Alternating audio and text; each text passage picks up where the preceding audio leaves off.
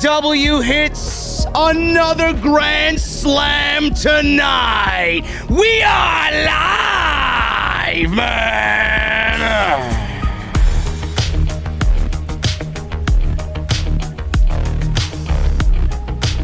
AEW Dynamite Grand Slam is in the books on Wednesday. We get the repeat tonight with Rampage.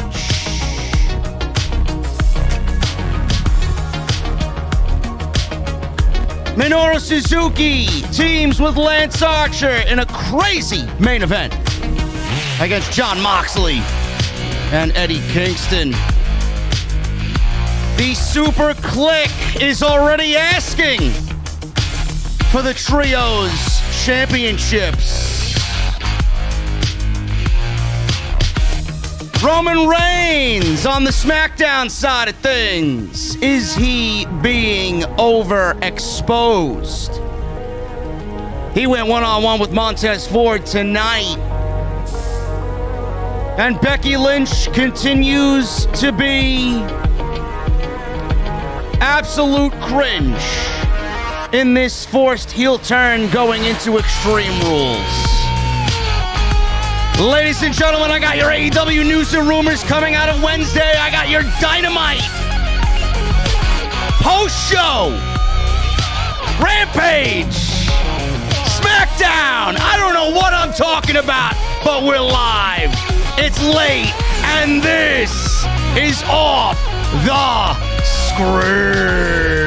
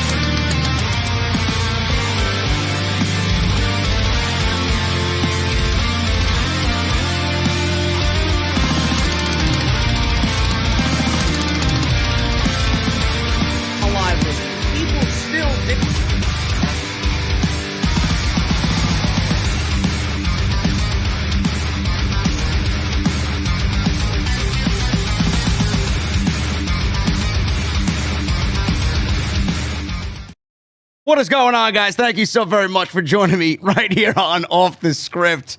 This is your AEW Rampage and SmackDown post-show right here on Off the Script. It is Saturday morning, September 25th, 2021. I am your host, JD from New York, and this is the OTS venue. I just legitimately, I know Hooligrim is in the chat, and I figured nobody, I usually mute myself when the intro is going into the ending of Pilot is going into the intro. I usually mute myself and mute my microphone. I didn't mute it, and I just popped open my Liquid Death here, and I had a nice little open on that cold beverage, man. So you guys heard the opening of the can of my Liquid Death right here in the beginning of the show. Anyway, guys, it is late. It is 4 hours later of professional wrestling. Well, 2 hours of professional wrestling and 2 hours of complete trash on Friday Night SmackDown. But tonight was a decent night of professional wrestling. I will say that much. Rampage, I thought was good. I'm not going to sit here and sing its praises tonight. I'm not going to sit here and claim it was anywhere close to night one or claim that it was an absolute, oh my God, this was a fantastic show. It really wasn't. It really wasn't. There were things that I loved on the show. Everybody brought it tonight that was in the ring. They were all excited to make history in New York City at Arthur Ashe Stadium. There are a couple of things that I don't like about what AEW is doing with Rampage, and I know I can't be the only one. I can't be the only one. I don't know how AEW and Tony Khan is going to go about these Grand Slam shows. We don't know if the next one's going to be a Grand Slam or it's going to go under a different name. All we know is that they are pay-per-views in the middle of their actual pay-per-view calendar. Okay? You got Full Gear coming up. This is supposed to be like a Clash of the Champions or a Saturday night's main event. It's supposed to be basically a free pay-per-view, a pay-per-view card on national television with big-time matches. That's what is going to be with these shows. I don't know what Tony Khan is going to do going forward, but if he has to run, and if AEW could do it, and TNT would allow it, I know Rampage is a new show, and I get they want to build the fan base for Rampage, but the AEW fan base is always going to be there. I don't necessarily think that making this a 4-hour extravaganza, 2 hours on Wednesday and 2 hours on Friday, was the right way to go about it.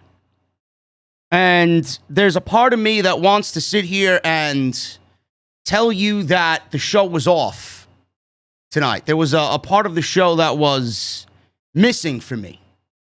And I don't really know what it is. I'm not saying it was a bad show at all. I mean, it was a fine show for what it was. But I will say that if Tony Khan could do the Grand Slam-like shows on Wednesday like we saw, and have it be 3 hours from 8 to 11. And we are usually in the bubble of 8 to 11 on Monday night, whereas on Monday, we're all asleep by 9 o'clock. We're used to 3 hours of wrestling during the week. If Tony Khan could move these Grand Slam shows from 2 hours to 3 hours and just keep it one show without it bleeding into Rampage, I think that would be the best way to go about it. Half of this show didn't even need to happen tonight. Half of this show didn't even need to be. That big Lucha Brothers and Proud and Powerful match, waste of time with the Hardy Family Office. I don't care about the Hardy Family Office. Anna Jay and Penelope Ford. I mean, this is not AEW Dark. Put that shit on AEW Dark. That does not need to be on this type of show, okay? We had one women's match for the championship. That's enough. That's enough. If you're not going to feature, Thunder Rosa or Statlander or anybody like that, put them on Dark. Half of these women don't even know how to wrestle. Just keep them on Dark. 3 hours would be it, and then you mix it with the tape show, and you mix it with it being people in the chat saying, no, 3 hours is too long. The fuck you talking about? 3 hours is too long. 4 hours is okay to you? Get him out of the chat. 3 hours is too long. Get him the fuck out of the chat. He ain't even a fucking VIP. Get him the fuck out of here. Mix it with the fact that it was a tape show, and you just sense it's a tape show. The energy on Wednesday was not the same as the energy tonight. And I don't know if I'm the only one that feels that way, but you could definitely tell it's a tape show, whereas Wednesday was a live show. I don't know if they dumbed down the audience. Everybody on social media was telling me the crowd was still as alive during the Rampage taping as they were during the Dynamite taping. Clearly they weren't. Clearly they weren't. Something was off tonight. It didn't feel like it did on Wednesday, and this is a Grand Slam show. This is a Grand Slam show. It just felt off to me. And those are the only aspects I'm really going to kind of criticize them on. If Tony Khan could do 3 hours on Wednesday live and not have to resort to going into Rampage, doing 2 hours on Rampage from 10 to 12, being a tape show, and taping this show after Dynamite and keeping that crowd there that already sat through 2-hour Dynamite, already sat through a set of dark tapings. It's a long fucking night, man. How long do you expect people to sit there and watch professional wrestling without actually getting tired? I sit in this chair all day long. My back fucking kills me when I get up, man. I'll sit here for 3 hours tonight doing the reviews and doing the super chats. I'll get up and go take a fucking shower before I go to sleep. My back is killing me. I can only imagine what those people are feeling like sitting in Arthur Ashe Stadium. So that's my only gripe there. Something needs to change. Rampage, I don't like it being a tape show. I don't. It reminds me of the old SmackDown days. It just has that vibe of, it's not live. You just know it's not live. It almost feels cheap. It almost feels cheap. Everything just is not the same. It doesn't feel the same. It doesn't look the same. It doesn't sound the same. That's just the way I see it. I've been watching wrestling for 30 fucking years, man. I know that what I'm watching on Wednesday did not translate to Friday. It is what it is. Now, the overall show tonight was fine. We got some damn good shit on tonight's show. That tag team match at the end of the show with Homicide coming out, that was some fun shit. I wish they would have had a little bit more time. I feel that they were strapped for time. I feel that Jon Moxley and Minoru Suzuki once again got the short end of the time stick. Seems like everything that they've been doing with Moxley and Suzuki and everything involving Moxley in Japan, it's been rushed. It's been rushed. Ever since Minoru Suzuki got into AEW, I feel like everything he's done with Moxley's been really pushed to the limit to really just have it go off the air right at like 11:59 and 59 seconds. I feel like everything is rushed. I felt like tonight's main event was rushed. Even with Homicide coming out in the feel-good moment and him being a New York City wrestling veteran, right, from Brooklyn. Just felt like everything was rushed. Then we got the open match of the show. That was great. We got Punk and Hobbs. I thought that was fantastic stuff. Will Hobbs really impressed me tonight. He has been impressing me as of late. I thought he had a great showing against CM Punk. CM Punk wrestled for the first time in 7.5 years on national television. He looked great. He almost killed himself. Hobbs almost killed himself off of a Hurricane Rana spot, but I'm glad everybody's okay. Punk ended up busted open in the match. But this is exactly why CM Punk was back in AEW, to help mold and get somebody like Will Hobbs over. And I hope that we get another Punk match against other Team Taz members. I know everybody's joking around on social media. Oh, if this is not leading to a match with Hook, then AEW and Tony Khan are doing it all wrong. I don't know what it is with Hook. Is he a living legend? Is he like this mythical fucking figure, Hook? What don't I know that you guys know about fucking Hook, huh? I need to know. It's almost like Von Wagner. I don't know. What the fuck is a Von Wagner? What is Hook? Who is Hook that everybody's hooked on him? I don't get it. I don't understand it. But Punk looked good. Hobbs looked great. And we will go over what happened in that match tonight. The Young Bucks and Adam Cole, Bay. Just give them the Trios Championships, man. Just create them, give it to them. That's it. Just give it to the Super Click, bro. I don't know. There's nobody else right now I want to see as the Trios Champions but the Super Click. People are arguing with me on social media. Oh, well, Adam Cole, he's a singles guy. It's not good.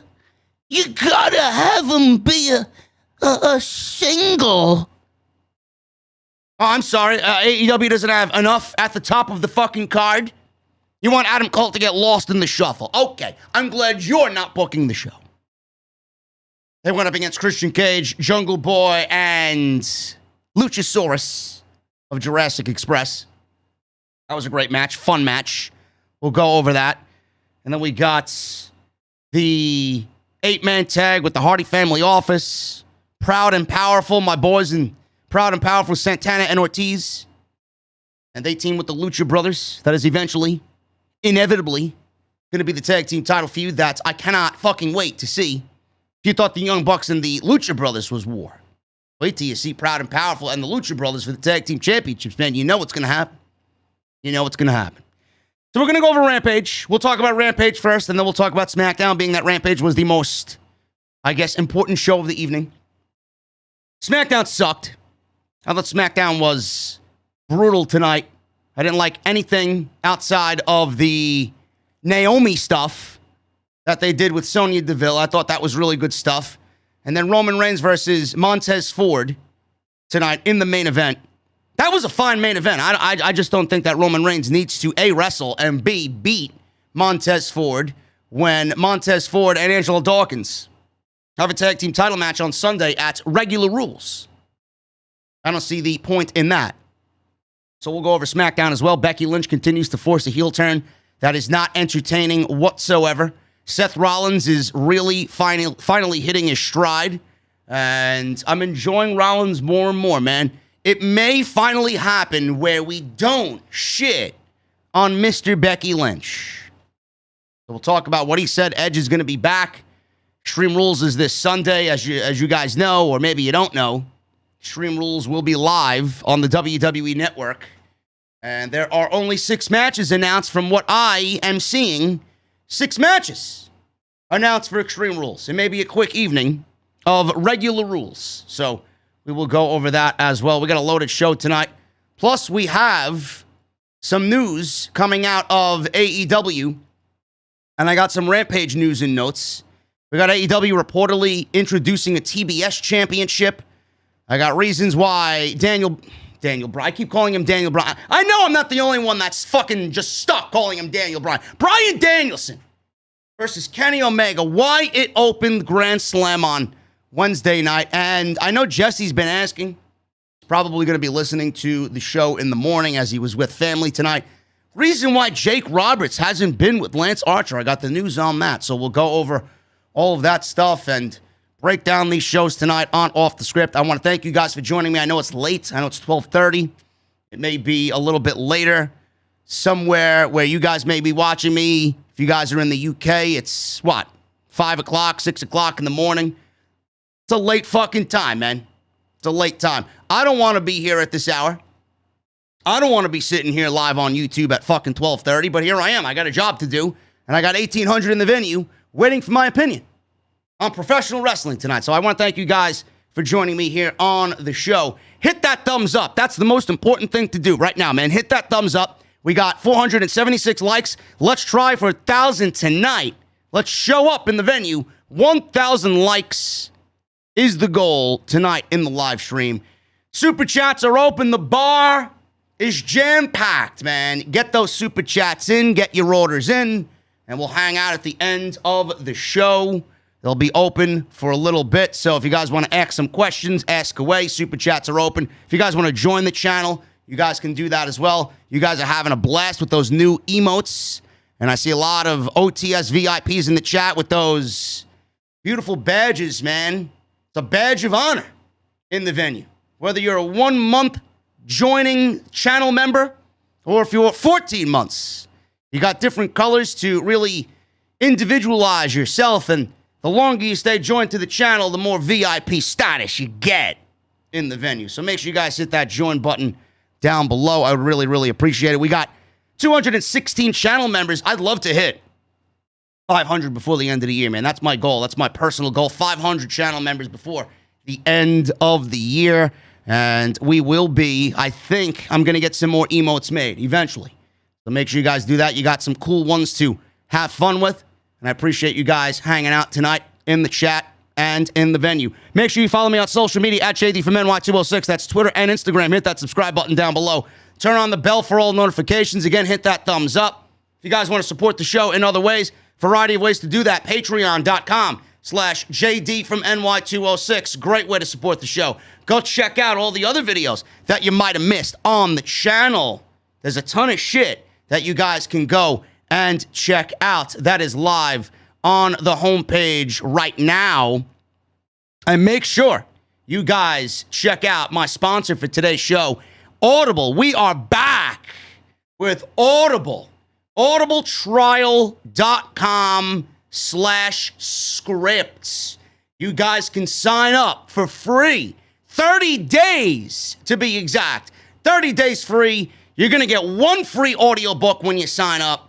And it's absolutely free. You don't even need to do anything, man. It is absolutely free. And the best part is, if you guys feel like not staying with the service, if you don't want Audible, but you want the free book, you can cancel anytime in the 30 days and still get to keep your audiobook for free. That's audibletrial.com/script. There's a ton of books on there, and I know how popular audiobooks have been. Go and check them out. We're back with them in the venue. That's audibletrial.com/script. Guys, today, and I want to go over this because I love it. It's one of my favorite designs ever for the podcast. Today, we unveiled a new t-shirt. And this shirt is a take on Final Fantasy VII and my most favorite villain of all time, Sephiroth. This design right here, we had this hand-drawn. It is raw. It is unique. And it is all hand-drawn. This is me standing in front of Titan Tower. This is me standing in front of WWE headquarters. And this is me standing alone in the apocalypse with my greatest weapon. And that is a fucking microphone. As everything around me is burning down. As I stand in front of WWE headquarters, the one who caused the carnage. This shirt is now available on bonfire.com. Make sure you guys go and pick it up today. And I love it, man. That is the newest design on the Bonfire Off the Script shop. That is now live. So make sure you guys go and pick that up for me if you are a fan of the show. Once again, that's bonfire.com. And that is the official home of Off the Script. I know you guys want that design, man. I know you guys love it. Go pick that shit up, really. Go pick that shit up, man. I waited a good month for that design. So let's set some records by picking that one up, man. You guys can actually get long sleeve and hoodie as well, because I know it's going to get chilly. So I'm taking care of you guys, man. You want the hoodie? It's available in the hoodie. You guys want the long sleeve? It's available in the long sleeve. Go pick it up. Let's start with Rampage, man. Let's start with Rampage. We got the open of the show, and it's Will Hobbs, Powerhouse Hobbs, versus CM Punk. CM Punk is back in his regular wrestling trunks. Now, I'm going to admit something to you. I may be in the minority here, but I feel like I may have been the only one that enjoyed CM Punk in long pants. I feel like I may have been the only one that enjoyed CM Punk in long pants. I'm not sure if you guys agree with me there, but it was a little bizarre seeing him in the regular wrestling trunks again. I'm sure we'll get used to it, but I think a lot of people enjoyed what he wore tonight over what he wore at All Out. Like I said, I may be in the minority, but he came out, he's donning the wrestling trunks of old again, and he looks great. He looks great, he sounds great, he just feels rejuvenated. It's great to have CM Punk back. Powerhouse Hobbs, man. Powerhouse Hobbs. If I'm a betting man, I know that CM Punk is definitely choosing where he wants to go here. I like the fact that he chose Darby Allin. I like the fact that he's working with Powerhouse Hobbs. I like the fact that he's probably going to work with Ricky Starks. I don't see this Team Taz thing ending yet. Eventually, I said this on Wednesday when I said it on the AEW Dynamite podcast on Wednesday with Jesse. Eventually, I want to see CM Punk get back into a real wrestling storyline. And I mean, not these mini ones that he's doing right now. It's great with Darby. He had a great match with Darby. He had a very good match with Powerhouse Hobbs tonight. And this little Team Taz thing is a little story. I want to see him really get engulfed in a long story for his next feud, whoever that may be, going into Full Gear, or if it's not at Full Gear, into Revolution. I want to see him just get knee-deep and dirty in a good storyline. That's what I want to see for CM Punk. But this is the reason why he's back. This is the reason why CM Punk is back, to put guys over like Will Hobbs. And I've been very high on Powerhouse Hobbs. I think he's looked great. I think he's got the best spine buster in the business right now. And that is a very high compliment. Not many people are doing the big old classic spine buster, but he does it as if he's been doing it for 20 years, man. It looks fantastic. He looks great. He's had this sense of intensity about him the last couple of weeks. He spoke for a little bit last week on Rampage and a little backstage deal with Taz and Hook. And he just came across very cocky. He came across very focused. I'm definitely keeping an eye on Powerhouse Hobbs, man. I know a lot of people are big on him. I've been big on him for a little bit now, and I like the way he's growing. I like the way he's getting better. And this is how you get better, man. Clearly, they're high on him because not only did Tony Khan approve of this, but CM Punk chose Powerhouse Hobbs as his number 2 opponent. Imagine what Powerhouse Hobbs feels like tonight, watching this shit back, or what he was thinking about when he made his entrance on Wednesday night. That CM Punk chose him for his first televised match in 7.5 years. That has to make you feel good on the inside, man. Really. This one went almost 15 or so minutes. CM Punk made his grand entrance. Everybody sang along to his theme music. Came out wearing the old school trunks. And CM Punk immediately went right after Powerhouse Hobbs with some kicks and punches. He was going for the leg, trying to take Will Hobbs out and cut the big man down. Punk hit a Russian leg sweep. He gave Hook a middle finger. Go fuck yourself, Hook. I don't know what Hook is, man. I don't know what the deal is with Hook. I don't know why he's so big and so over. Is he a ladies' man? I don't know, man. I need to find out what is surrounding Hook. I don't know.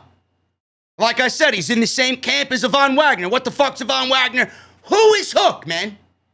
Who is Hook? He's like this mythical creature that everybody's wanting to know about. Hook. I don't know. Is he a 5-star machine? Is he a secret 5-star match machine that we don't know about? I don't know. Maybe we get CM Punk versus Hook next. Could happen. Anyway, Russian leg sweep. He gave Hook the middle finger. Go fuck yourself. Punk went for the GTS early. Hook distracted Punk. Hobbs escaped. Crushed Punk with a crossbody. Went for a cover. Got a near fall. Hobbs was slow in the pace. He was working over Punk. Really beat him down. Whipped Punk back and forth. Like they usually say, pillar to post. Punk slid out of a suplex attempt. Got a near fall. Hobbs responded with a pounce-style body block. This was Will Hobbs legitimately throwing all of his weight at CM Punk. Hobbs then stole the Mark Henry spot where he would actually use the ropes. His opponent was prone on the ropes. Hobbs jumped on their back and basically threw the opponent to the floor. So he's definitely been watching some tape, man, or he's been really listening to Mark Henry backstage. Mark Henry seems to be kind of getting in Powerhouse Hobbs' ear. So we go to a commercial break, and Hobbs was continuing the assault on Punk, old school bear hug, which is another Mark Henry maneuver. So I like the Mark Henry influence here, working the slow, methodical big man style. Punk broke the hold with some right hands, caught Hobbs with a leg lariat, swinging neck breaker. He got back in the match. Punk hit a big charging knee in the corner. Short arm clothesline. And then Punk delivered a top rope elbow drop a la Macho Man Randy Savage. There was even somebody, as you guys seen on Wednesday, he was still there. Front row. He was wearing the NWO Macho Man Randy Savage. Ooh, yeah. Standing there with the Macho Man Randy Savage outfit doing the fucking, the finger in the air. So Punk went up top. He threw his fingers in the air. He dropped the elbow. Looked great. He got a near fall off of the elbow drop. Punk went for the GTS again. Second time he went for the GTS. No good. Hobbs countered it and maneuvered Punk into a spine buster, which looked fantastic for a near fall. Hobbs picked up the momentum here, and Punk slid through some offense, locked in a sleeper. Hobbs started to go to sleep, but he turns into Punk and dropped him with a back suplex to break the hold. Hobbs with the Stampede Power Slam. Got a 2 count. Hobbs went for the middle rope and made a mistake in taunting CM Punk. He did the go to sleep, just like Darby Allin did the go to sleep at All Out, and Punk sat up like The Undertaker. He was taunting Punk with the GTS, and that gave Punk time to recover, and he hit some forearms. He went for a Hurricane Rana off the top, although Hobbs tried to block it. Punk powered Hobbs over, hit the move. Somebody landed on their head. They might have both landed on their head, but it was a nasty-looking fall. So Punk went for the cross-arm breaker, switched into a triangle choke. Hobbs powered up and power-bombed him, which was the obvious mistake there by Punk. You knew Hobbs was going to power him out. Hobbs and Punk began exchanging forearms. Punk got the advantage, landed a roundhouse kick to knock Hobbs down. Hook! Everybody's favorite, Hook, got on the apron for a second time, and Punk went to confront him face-to-face. Hobbs charged at Punk. Punk ducked. Hobbs took out Hook accidentally, sending him down to the mat. Punk picks up Hobbs, delivers a beautiful GTS on Will Hobbs. 1, 2, 3, and CM Punk wins his second match. His first televised match in 7.5 years. Excellent match. I thought it was great. I thought both guys looked great, minus the minor botch that looked like a terrible landing on the Hurricane Rana. Hobbs looked great. Punk handled Hobbs great. The match wasn't too sloppy. I was afraid that it might have been sloppy, but this is CM Punk, man. The guy's a fucking master of his craft. And after 7.5 years, he has not lost a single step. I thought the match was excellent. Hobbs got enough offense in. Punk made the big babyface comeback. Everybody looks good in this excellent match. Powerhouse Hobbs should feel proud of himself. Punk looked great. Hobbs looked great. I'm proud of Will Hobbs. Everybody looks great coming out of this, man. Excellent stuff by both of these guys to start AEW Rampage Grand Slam. Adam Cole, baby. The Young Bucks. They went up against Christian Cage and Jurassic Express. This one went about 10 minutes. It was all action. This was legitimately all action, man. I barely saw any tags in this match. Barely saw any tags in this match. It was almost as if it was a Texas Tornado 6-man tag. A lot of people are asking for Trios Championships. I am one of them. Get those Trios Championships in AEW. I think it's needed. I think their time is now. I think the company is ready for them. Tag division's ready for them. AEW's ready for them. The fans are ready for them. The Bucks and Adam Cole are ready for the Trios Championships as the Young Bucks updated their Twitter. They updated their Twitter bio. We want or give us the Trios Championships. And I absolutely agree. Give Adam Cole and the Young Bucks the Trios Championships, man, really. I got some geeks online arguing with me. Oh, well, Adam Cole, he should be a singles guy. Why are you going to make Adam Cole a singles guy and risk him getting lost in the shuffle? What exactly is he going to do as a single right now? Miro is the TNT champion. The only one that should be beating Miro is Sammy Guevara. Whether or not that happens on Wednesday night or they maybe get a second match out of it, that remains to be seen. And then you got Kenny Omega, who's the AEW World Heavyweight Champion, who's in the Elite. So I'd love to know where Adam Cole is going as a single when the two major men's championships in AEW are held by heels. Doesn't really make any sense to make him a singles guy right now. Where is he going to go? Now, if you keep him in a tag team, he could work singles matches. He could work singles matches against Darby Allin. He could work singles matches against Jungle Boy, like we will see on Wednesday night. He could work singles matches against Christian Cage. It's fine. He'll work singles matches. But Adam Cole right now, there's no rush on Adam Cole. Why would you rush him into a singles role when a trios role with the Young Bucks is probably what's best for business. Can you imagine if Adam Cole and the Young Bucks win the Trios Championships in a tournament, and we have a tournament to crown new champions? They're the inaugural champions. Could you imagine what they're going to do with those championships, just like they did with the AEW Tag Team Championships? So why would anybody think that's a bad thing? Some people were telling me that it's beneath Adam Cole. It's not good enough for Adam Cole. Really? It's not good enough for Adam Cole. Adam Cole is probably in the most successful faction right now in all of pro wrestling. Adam Cole is standing alongside probably the greatest tag team on the planet. So why would this be a downgrade for Adam Cole? And additionally, he's on AEW television. So again, I ask, how is this a downgrade for Bebe? People don't think. People like to type away.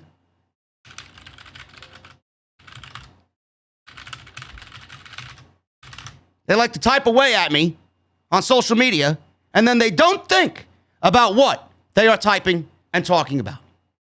Shut up. I'm the king here. You listen to me. When I'm wrong, I'll admit it. In this instance, and in mostly every other instance, I'm hardly ever wrong. So give me a break. Adam Cole and the Young Bucks defeated Christian Cage and Jurassic Express. Don Callis came out with the Bucks. He joined the commentary desk. Yo, TK, listen. TK, listen, bro. I'm all about what you're doing, TK. You got to listen to me, bro. There's too many people on the commentary team. There's too many people on the commentary team. You got Ricky Starks. You got Taz. You got Excalibur. You got... Who else was there? Don Callis was there. Jericho wasn't there because he was wrestling tonight. Normally, it's Jericho there. Too many people on the commentary team. Two is enough. Get a good play-by-play guy and get a good color guy. That's all you need. All this other shit, you want to put Don Callis on there, and when something like this happens, that's fine. You don't need 4 guys. You don't need 3 guys. 2 guys is enough. If I had my way, I'd go out and get Mauro Ranallo. Turn this show into a live broadcast every week. Get Mauro Ranallo. Have him be the guy on this show. Make this his show. Pay him. Pay him. You want people to start watching Rampage? You want to get out of the doldrums of the 600,000 range in the ratings? Go get Mauro. Guarantee you this show increases. Guarantee it. That's just my opinion on that. So, Don Callis came out with the Bucks. He was on the commentary team. And Cole was teasing. He started things off with Cage, and he did the chicken shit heel thing and tagged out to Matt Jackson. Christian then took it to Matt early, got a near fall with a back elbow off the middle rope. Jungle Boy got the hot tag here. Or not really a hot tag. He got the tag in. And he and Christian double-teamed both Matt and Nick. Matt hit Jungle Boy with a double chop to the throat. Bucks tried to double-team Jungle Boy. But JB, Jungle Boy, was able to get the advantage and send both Bucks out to the floor. Then Jungle Boy began to stare down Adam Cole, which, by the way, they booked for AEW Dynamite in the main event, man. Adam Cole versus Jungle Boy will be happening on Wednesday's Dynamite, man. I can't wait. It's going to be a fucking classic in New York. Rochester, New York, to be exact. Not much happening on that show, man. Not much happening on that show. So we got a little bit of a come-down show on Wednesday. Do we see Wyndham? Do we see the former Bray Wyatt in Brody Lee's hometown? That's the going rumor right now. Could you imagine? They waived his 90-day non-compete, and he shows up in Rochester, New York? Have to wait and see, man. I don't know. So, Jungle Boy and Adam Cole. Cole held Jungle Boy in a chin lock. Bucks ran the ropes. They ran the ropes back and forth, about 3 different times. And they stopped to give Adam Cole a double kiss on the cheek because they love their best friend. Then they super kicked Jungle Boy. Jungle Boy escaped. The Bucks eventually got the tag to Luchasaurus. He threw everybody in the click around, or the super click around. Luchasaurus went for a double chokeslam on both Bucks, but Cole broke that up. Luchasaurus then chokeslammed Cole on top of one of the Bucks. I don't remember who it was. The match completely broke down. It was a Texas Tornado match at this point. Cole and one of the Bucks hit a double super kick on Luchasaurus. Jungle Boy took Matt down with a top rope Hurricanrana. Sherman suplexed Matt, and Christian flew into a flying headbutt for a near fall. Crazy stuff. The Jungle Boy went for the snare trap, but Luke Gallows on the outside distracted him to break that up. Tags were made on both sides to Luchasaurus and Adam Cole, but soon all 6 men were in the ring. Pure chaos once again. Cole and Luchasaurus knocked each other out with big pump kicks. The Bucks, Christian, and Jungle Boy all fought on the ramp. Matt Jackson low-blowed Christian, threw him off the ramp to the floor. Then the Bucks jumped Christian to the floor as well. Back in the ring, we got Cole hitting a Shining Wizard on Luchasaurus. That got him at 2.5. Cole then hit a Panama Sunrise on Luchasaurus that looked absolutely fucking brutal. The Bucks hit the BTE trigger, and Cole lowered the boom to get the 1, 2, 3, and that was it. Look at how AEW does things, man. A little chaotic, a little hectic, but you got the Impact World Champion and Christian Cage. He wasn't pinned tonight. If this was a WWE 6-man tag, he would have been pinned because he's the champion, and WWE doesn't respect or appreciate their champions or their championships. The one who got pinned was Luchasaurus. He's the coldest of the 3. Not to mean any slight towards him, because I love Jurassic Express, but Jungle Boy's got the match with Adam Cole. He can't take a loss going into that match against Adam Cole on Wednesday, so Luchasaurus was the only one that was pinned. Everything usually makes sense here. Champions aren't pinned. Those people that have big matches aren't pinned. This was great stuff. This was a fun match. The Super Click is highly entertaining. Anytime Adam Cole is in the ring, it puts a fucking smile on my face. I love the guy. Can't wait for his match against Jungle Boy. It's going to be a great match. And give these guys the trio championships, man. These guys, they are the trios champions. Ooh. The shit that you could do with these guys, man. Oh, my goodness. And you all know AEW knows how to do some 6-man tags. This was a little chaotic, but not out of the norm. AEW does 6-man tags right. Let's get those trios championships back on TV in AEW. I know they were a big deal in Lucha Underground. I'd love to see it. It's going to be awesome. And these are your first champions right here. I will expect nothing less than the Super Click. The Men of the Year. We got Scorpio Sky and Ethan Page against Chris Jericho and Jake Hager. This is the Inner Circle. So, I've loved a lot of what the Men of the Year have done with Dan Lambert, and I loved what he brought to the table. He's a very animated and very enthusiastic promo. American Top Team doing their thing to make sure these guys are in the spotlight, which I can appreciate. I know a lot of people watched this match and then watched the post-match beatdown. And I'm not saying that the post-match beatdown was bad in this match. In fact, the post-match beatdown was actually better than the actual match. See, the problem with me and the post-match beatdown, Men of the Year beat Jericho and Hager. I was actually surprised by that outcome. The problem with me with the post-match beatdown is you got a bunch of MMA individuals in this ring, okay? You got Paige Van Zandt, you got Jorge Masvidal, you got Junior Dos Santos out there. I know Junior Dos Santos. I'm not a fucking idiot. I don't know who Jorge Masvidal is. I don't watch MMA. Apparently he's a big deal, according to everybody. I know who Paige Van Zandt is. I do. And I get where they're trying to go with this. I do. But the thing is, if I see this on WWE programming, normally I'd shit on it. And I have to do the same thing with AEW. Now, I'm not going to shit on it, but I get what they're trying to do, and I don't like it. I get that they want mainstream attention. I get they want that mainstream publicity with all these big MMA guys in AEW, and some of the MMA guys may be going crazy over it. I know Dana White recently came out and said he wishes Tony Khan and AEW the best in the world. He hopes they succeed. Shit like this, I don't like the intertwining of both audiences. Because at the end of the day, two things will happen here. Number one, the MMA fans will never truly appreciate, more so they may actually appreciate more AEW than WWE. I will say that. MMA fans usually do not like professional wrestling. If you're an MMA fan, you're not watching professional wrestling, no matter who is on the show. Flat out, 100%. You're not watching the show.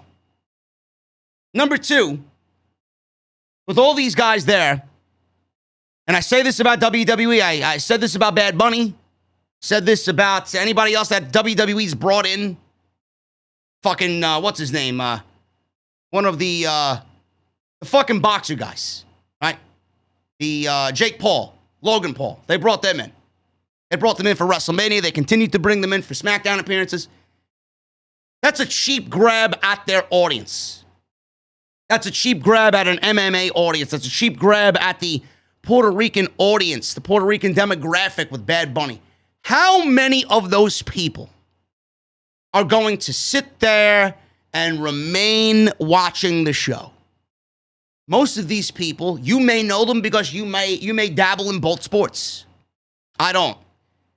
But the people that are watching this segment are strictly fans of this group, and they won't watch anything else. They may watch it one time, two times, and then they may lose interest and go somewhere else. All these inclusions and all these mergers, these partnerships, they only last for so long, and they don't really generate real audience. I get where AEW is trying to go, but it's not going to aid in them growing their audience. It's nothing more than a quick fix and to get attention right now and only now. How much is this going to benefit Scorpio Sky and Ethan Page in the end? I don't know. I think Ethan Page is great. Scorpio Sky, not a big Scorpio Sky fan. I was a bigger Scorpio Sky fan when he was doing the SCU shit. Not so much this shit. But that's my take on it. If WWE did this, I'd shit all over it. So I gotta keep that same energy for AEW. I don't like it. Dan Lambert's great. Dan Lambert could cut a promo every fucking week. I think it's great. He's a heat magnet. He carries himself well. He speaks well.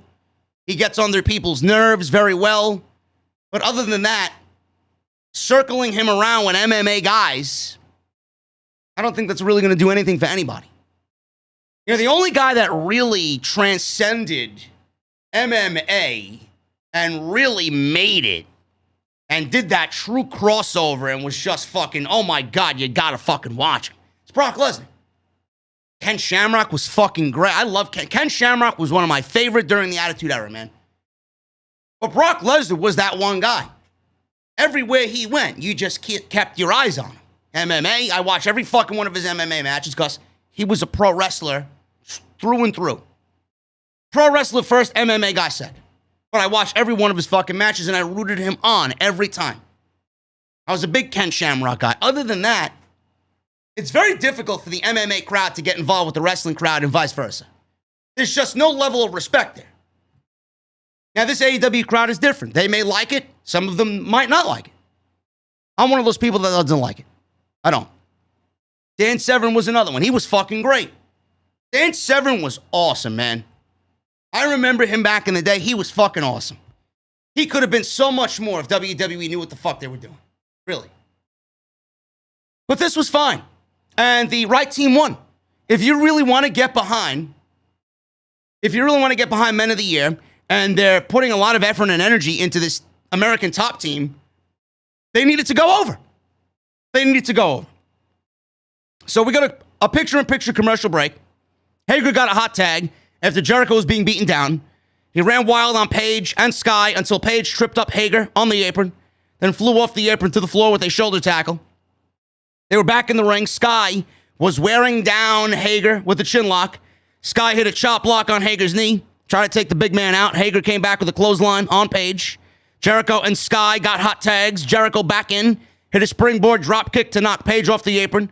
Then Sky with a fist off the top rope. Jericho hit a beautiful lion salt for a near fall. Hager then tagged in again, hit a huge big boot and a Hager bomb for a near fall. Hager got the ankle lock on Sky. Jericho locked in the walls of Jericho. And that was looking like the end of the match. So Dan Lambert showed up on the apron to distract both Jericho and Hager and break up the submission holds. So with Hager getting the ankle lock on and Jericho getting the walls of Jericho on, Lambert said, you know what, fuck this shit. So he broke up both submission holds. Hager ran the ropes and Lambert tripped him up, and this allowed Sky to roll up Hager in a small package for a 1, 2, 3. The American Top Team pins the Inner Circle. Post-match, Jericho and Hager got their hands on Lambert. They were about to beat him down in the middle of the ring.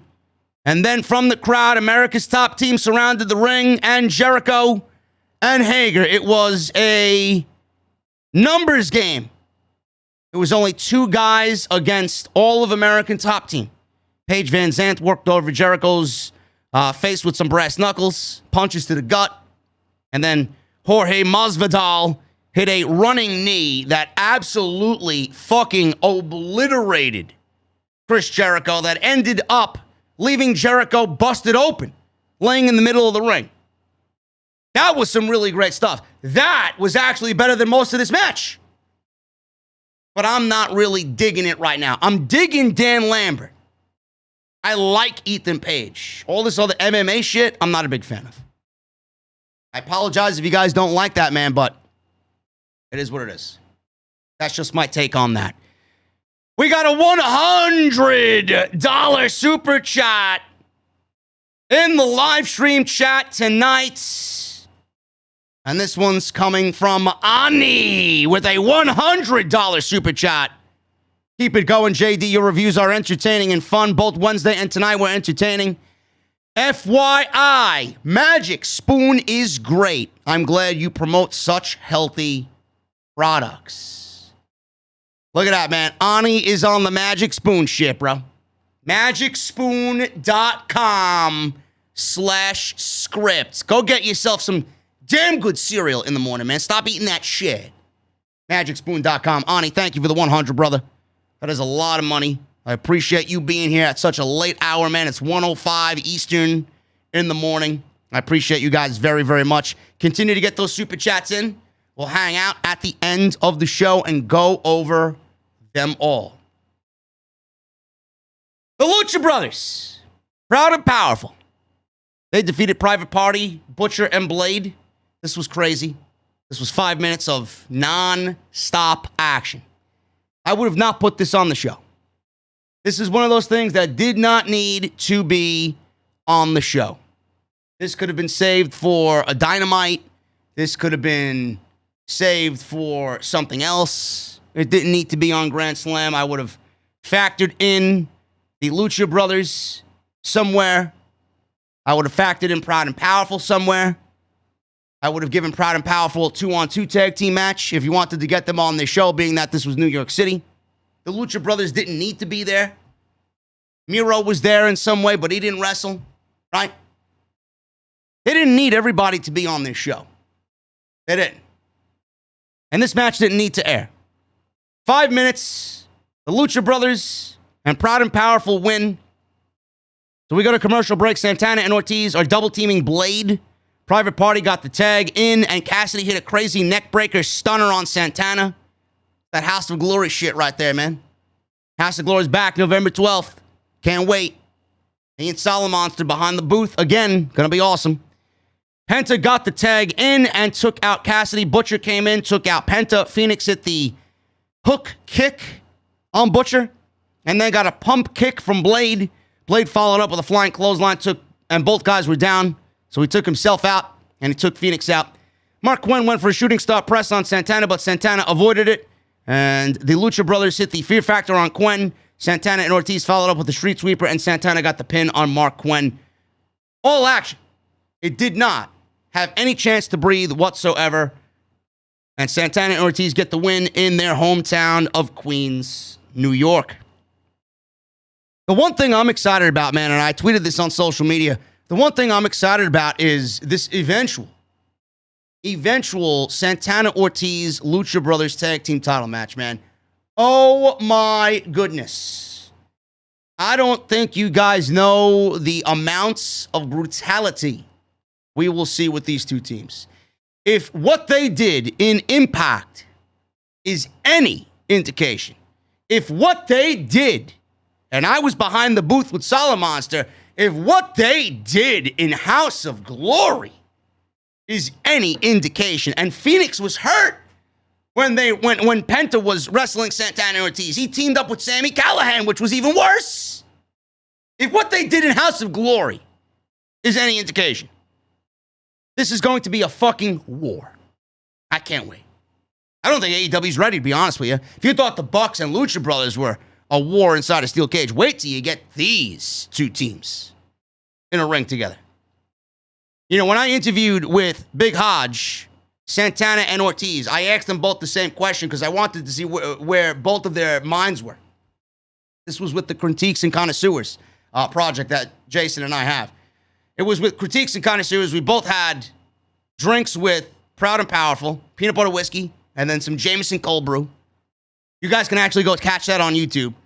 I asked Santana and Ortiz this question: who are your fight forever opponents? And they both mentioned the Lucha Brothers, Rey Fenix and Pentagon. It's going to be great, man. I can't wait. I can't wait. I think we'll all rejoice more tag team wrestling when these two teams battle it out for those AEW tag team titles. Sammy Guevara and Fuego came out on the stage to do Sammy's gimmick with the cue cards. And Miro attacked from behind. Guevara got destroyed, and Del Sol was absolutely murdered on this night in Queens. Someone call 911. Someone go get the spatula. He may be flattened and still laying in Arthur Ashe Stadium. He threw him off of the stage, which had to be at least 12 feet high. Threw him off the stage. He went flipping, flying off the stage, through tables down below. And Miro then locked in the game over on Sammy Guevara. And the next TNT champ card was ripped and torn up by Miro. Awesome stuff. Can't wait for that match on Wednesday, man. That's the main event. I'm sorry, not Adam Cole and Jungle Boy. That's the main event. I don't know where the outcome is going to go. Sammy could absolutely win it with help from Fuego. We could get Miro retaining in some fuckery. Maybe CJ, Lana shows up finally. We don't know. So Wednesday is going to be another must-see episode of Dynamite. It's going to be great. Penelope Ford versus Anna Jay. Keep this shit on dark, man. Anna Jay is great. I don't think anybody has a problem with looking at Anna Jay. But Anna Jay, you know, she's still green. She's still young. She still has a lot of time to develop in the ring. But I don't think she's necessarily ready to be thrusted into this thing on a Grand Slam show against Penelope Ford, man. This match went 3 minutes. Was it even worth it to air something like this? Why couldn't you save this for Dynamite? Why couldn't you save this for Dark? This didn't need to be on this show. This was a complete waste of time. A complete waste of time. Anna Jay has potential to be great. She's not there yet, and there's no sense in rushing her. Penelope Ford, she's all right. But it honestly reminds me of the terrible women's division in WWE. We get 90 seconds, 120-second matches on WWE television. They're no better than what we see on WWE television. So why are we getting? We're supposed to be better. We're supposed to be better than the WWE women's division. And we're not. So Penelope Ford beat Anna Jay here. Post-match, Ford and Bunny tried to beat down Jay, but Tay Conti ran in, tried to make the save. She got some offense on Ford, but Bunny stomped her in the back, and Ford knocked Jay out with some brass knuckles. Pretty much it. The Hardy family office came out to keep everyone from making the save, and they stood with their backs to the ring. Orange Cassidy and Chris Statlander came out, so they brought out the Dark Order to pretty much outnumber the Hardy family office, all of the Dark Order. This was a 12-on-5 advantage for all of the baby faces over Hardy's family office. So, Alex Reynolds and Preston Vance tried to apologize to Evil Uno and Stu Grayson. Alex Reynolds put out his hand for a handshake, and they left along with Colt Cabana. So the divide in the Dark Order continues. Evil Uno walked away. Anna Jay and Tate Conti walked away. What happens in Rochester? Do we get a sign from above in Wyndham? Do we get Wyndham Rotunda showing up in Brody Lee's hometown where Brody was supposed to make his debut for AEW? Do we get Brother Bray in AEW? The rumor mill is going crazy, man. The rumor mill is going crazy about Bray Wyatt. Is he going to show up next Wednesday on Dynamite? If he does, excellent. I'm not expecting him to. If he does, great. It'll be a surprise for everybody. But the rumor is that he got his 90-day non-compete waived, which means he's free to go wherever he wants. But he's not getting paid WWE. They still get their downside guarantee for 90 days. So WWE may have let him go early. I don't think that they did, but what's the point? He's going to go to AEW anyway. Might as well just let him go. You cut him for a reason. You cut him because you didn't want him. Let him go. Does he show up on Wednesday? Does he show up at Full Gear? We don't know. We do not know, man. It's going to be interesting to see if he shows up in Rochester. I would not be surprised, but at the same time, I'm not holding my breath to see him on Wednesday. Wednesday's Dynamite, Jungle Boy versus Adam Cole, Penelope Ford and the Bunny versus Anna Jay and Tate Conti. Miro versus Sammy Guevara for the TNT Championship. And then they added a tag team match with Cody Rhodes and Lee Johnson versus Dante Martin and Matt Sydal, which should be fun. Does Cody Rhodes need to be in that match? I don't know. Maybe we see Malachi Black and he destroys both Lee Johnson and Cody Rhodes. Again, we'll have to wait and see with that. And then Rampage, we got a hair versus hair match. It's not Orange Cassidy versus Matt Hardy. Matt Hardy said, Jack Evans, you're going to take my spot. You're going to go against Orange Cassidy in a hair versus hair match. Looks like one of those guys is getting their head shaved. And I know Jack Evans got a lot of hair. Should be a fucking shit show on Rampage next Friday. Mark Henry interviewed Suzuki-gun and Moxley with Eddie Kingston. This was a great promo. I love these Mark Henry split-screen promos, man, right before the main event. They're quickly becoming my favorite thing on the show. Archer thought that things were unfair in Cincinnati, and he's going to kick both of their asses in New York City. Suzuki said something in Japanese. Nobody understood him. He's just mumbling and sounding violent. Moxley said that he's going to go out there, and they're going to know exactly why he does what he does, and typical promo. Eddie Kingston was ripping off his shirt. He had enough of this shit. He didn't want to hear anybody. Let's get out in the ring. Fuck this shit. He was struggling to rip off his shirt. He was yelling and pacing like a wild man. Great stuff. Great stuff. Lights out match. Justin Roberts said that when the lights go out, it signifies the end of the official card, and it's time for the lights out match. This will not be sanctioned by AEW, and AEW has no ruling over anything that happens here. It is lights out, unsanctioned. Jon Moxley and Eddie Kingston defeated Lance Archer and Minoru Suzuki in a lights out main event tag team match. And we start off with Archer. He brought some tools of the trade out to the ring. They brawled out to the floor, all four guys, since this is an unsanctioned match. The bell rang. No rules. Whatever goes. Texas Tornado. Moxley paired off with Suzuki and Kingston with Archer. Suzuki and Moxley dueled with chairs on the entrance, playing back and forth. Smash jousting with chairs. So one of the pieces of Suzuki's chair fell off. And Moxley eventually lost this battle because Suzuki swung the chair so hard it actually hurt Moxley's hands by holding his steel chair. So they were dueling on the entrance. Suzuki and Kingston then paired off in the ring, and there was this massive chant for Eddie Kingston, being that he's a Queens guy. Rightfully so. Kingston hit some chops, and Suzuki laughed it off before responding with his own chops. Kingston took Suzuki down and brought a table into the ring. Suzuki then booted Kingston through the table, taking him out for a little bit. So he took a nap on the outside, and Moxley was double-teamed by Suzuki and Lance Archer.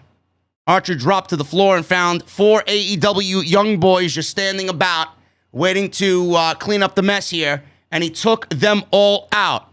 I don't know where they came from, but they were all just kneeling down there, and I guess they wanted to kind of play off the New Japan young kids sitting around ringside. He beat up all 4 of these fucking innocent kids on the outside. Everybody dies. Says so in his theme music. So he took them all out. Archer then chokeslammed Moxley back in the ring, over the ropes, onto all of these young boys, and they got all taken out with Moxley. Archer found a strap underneath the ring. So back in the ring, Moxley and Suzuki exchanged forearms. They're going blow for blow. Archer hung Moxley over the ropes, choking him out with a leather strap. Archer and Suzuki have taped Moxley's arms at this point behind his back with duct tape. And they whipped Moxley with the leather strap. Kingston is nowhere to be found. Took a big old fucking cat nap on the outside. Maybe he went to get a fucking beer in the middle of this match. I have no idea where he went. No idea where he went. He's been gone for a while. Suzuki worked over Moxley with a single crab, and then Archer beat him with a trash can lid. Kingston finally comes back. Archer cut him off, threw him to the floor. Suzuki and Archer kept working over Moxley in the ring. Moxley made the mistake of spitting in Suzuki's face. Why on earth would you spit in Minoru Suzuki's face? So he punched him and tried to bite his head off. Suzuki went right for the forehead, started biting Moxley on the forehead. Moxley couldn't defend himself because his hands were still taped up behind his back. And Moxley tried to go on some offense with some headbutts because that was the only moving part that he had. Headbutts all over the place. Kingston finally made it back in the ring, took Suzuki down with an enziguri, barely, and then stunned Archer with an eye poke. He got some machine gun chops in there. Kingston hit an exploder on Archer. Suzuki got him in the sleeper. Archer followed with a big black hole slam. Suzuki set up some chairs in the ring, back to back, and this was the part where I said, oh no, please. No. Suzuki set up chairs. Archer set up Kingston for the black hole slam. And before Archer could move or hit the move, we got Homicide coming down to help the babyfaces. New York City veteran. Homicide of 20 years. Got Homicide displayed on the LED ramp. Excalibur says the baddest wrestler to ever come out of New York. I think Eddie Kingston would take offense to that, but he probably would agree at the end of it all. So, Homicide ran in from the crowd to attack both Lance Archer and Minoru Suzuki. He cut Moxley free from the duct tape with scissors. This allowed Moxley and Kingston to come back. Moxley hit a DDT on Archer. Kingston put a trash can over Archer's head and beat the trash can and Archer with kendo sticks, where the trash can did not look recognizable anymore after Kingston was done with it. A good 45 seconds at least with Eddie Kingston beating Archer over the head with his head in a trash pail. Kingston then went for the pin, 1, 2, 3, and that is it. This was a one-off for Homicide. This is not Homicide joining AEW, I don't think. I don't think they need Homicide. But either way you look at it, this is his hometown. Why not? He's great friends with Eddie Kingston. He's ingrained in the New York City scene. 20 years. Bring him there. Have him help his friends. And that was it. Very good night of wrestling. Show was great. And what AEW did here with this Grand Slam show, man, I'm excited for the Grand Slam shows. I'm excited that we're going to get pay-per-view level shit on national television in between all 4 of their major pay-per-views.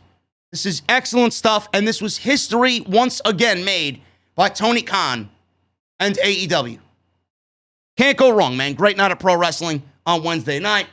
Very good night of pro wrestling tonight, minus the little hiccups here and there and the minor complaints that I've had, but 2 thumbs up from me for AEW. Let's check the chat, guys. Let's check the chat.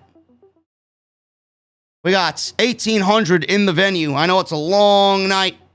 Friday night, early Saturday morning. I appreciate you guys hanging out with me. It is a smaller crowd than usual in the venue. I'm going to check what we got going on YouTube, man. I want to see where we're at. Oh, yeah, we're well ahead, man. We are well ahead of everybody else by over 1,000. Over 1,000, man. Number 1 in the community. I appreciate you guys very, very much for joining me.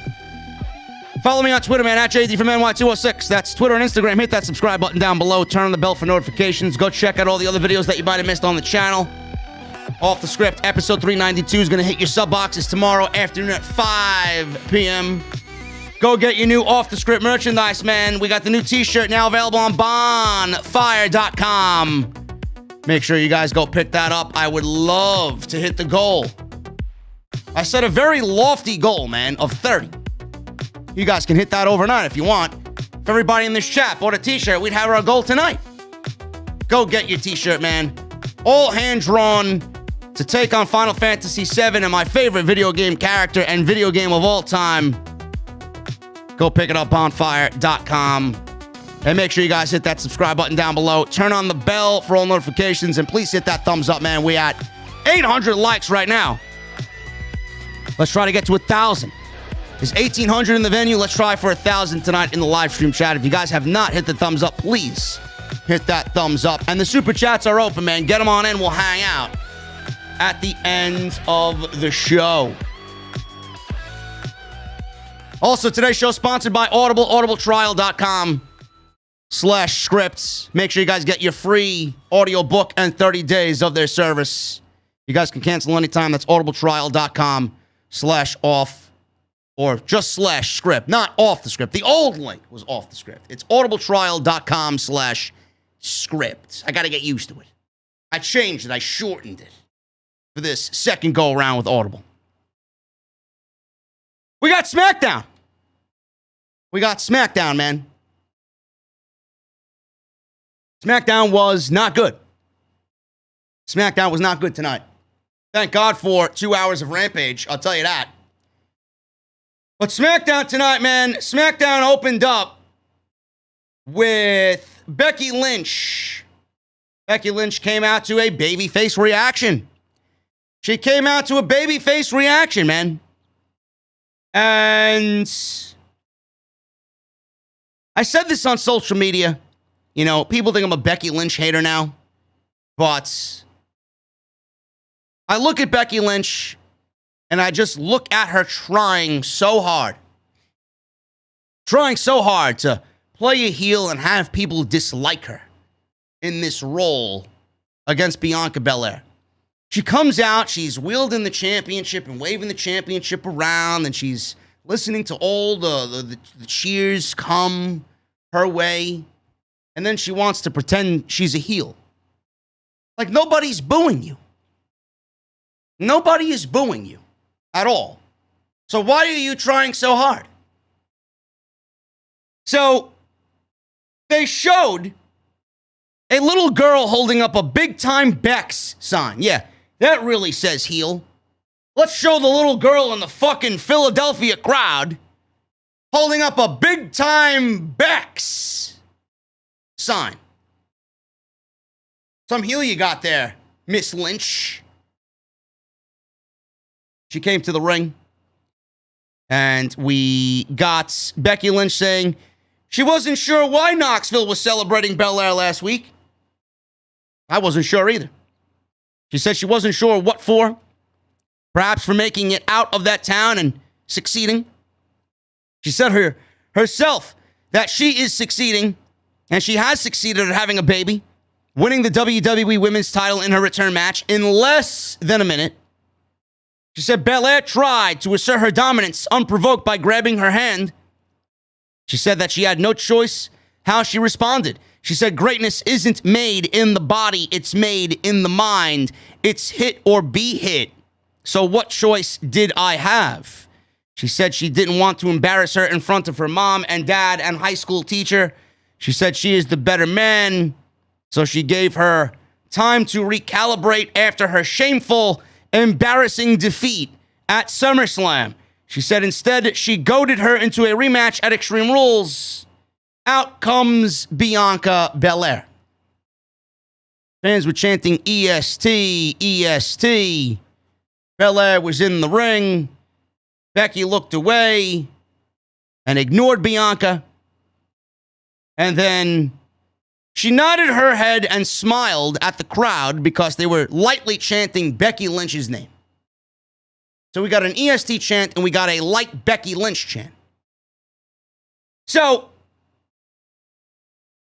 she's out there, and Bel-Air told Becky to keep her mom and dad's name out of her mouth. She said she did embarrass her in her hometown. She said that's not happening on Sunday at Regular Rules on WWE Network. She said she didn't know what she was getting herself into at SummerSlam. She didn't know who she was facing at SummerSlam. Becky jumped in and said she knew she was having a match, but just didn't know it was her, the greatest man to ever hold this title.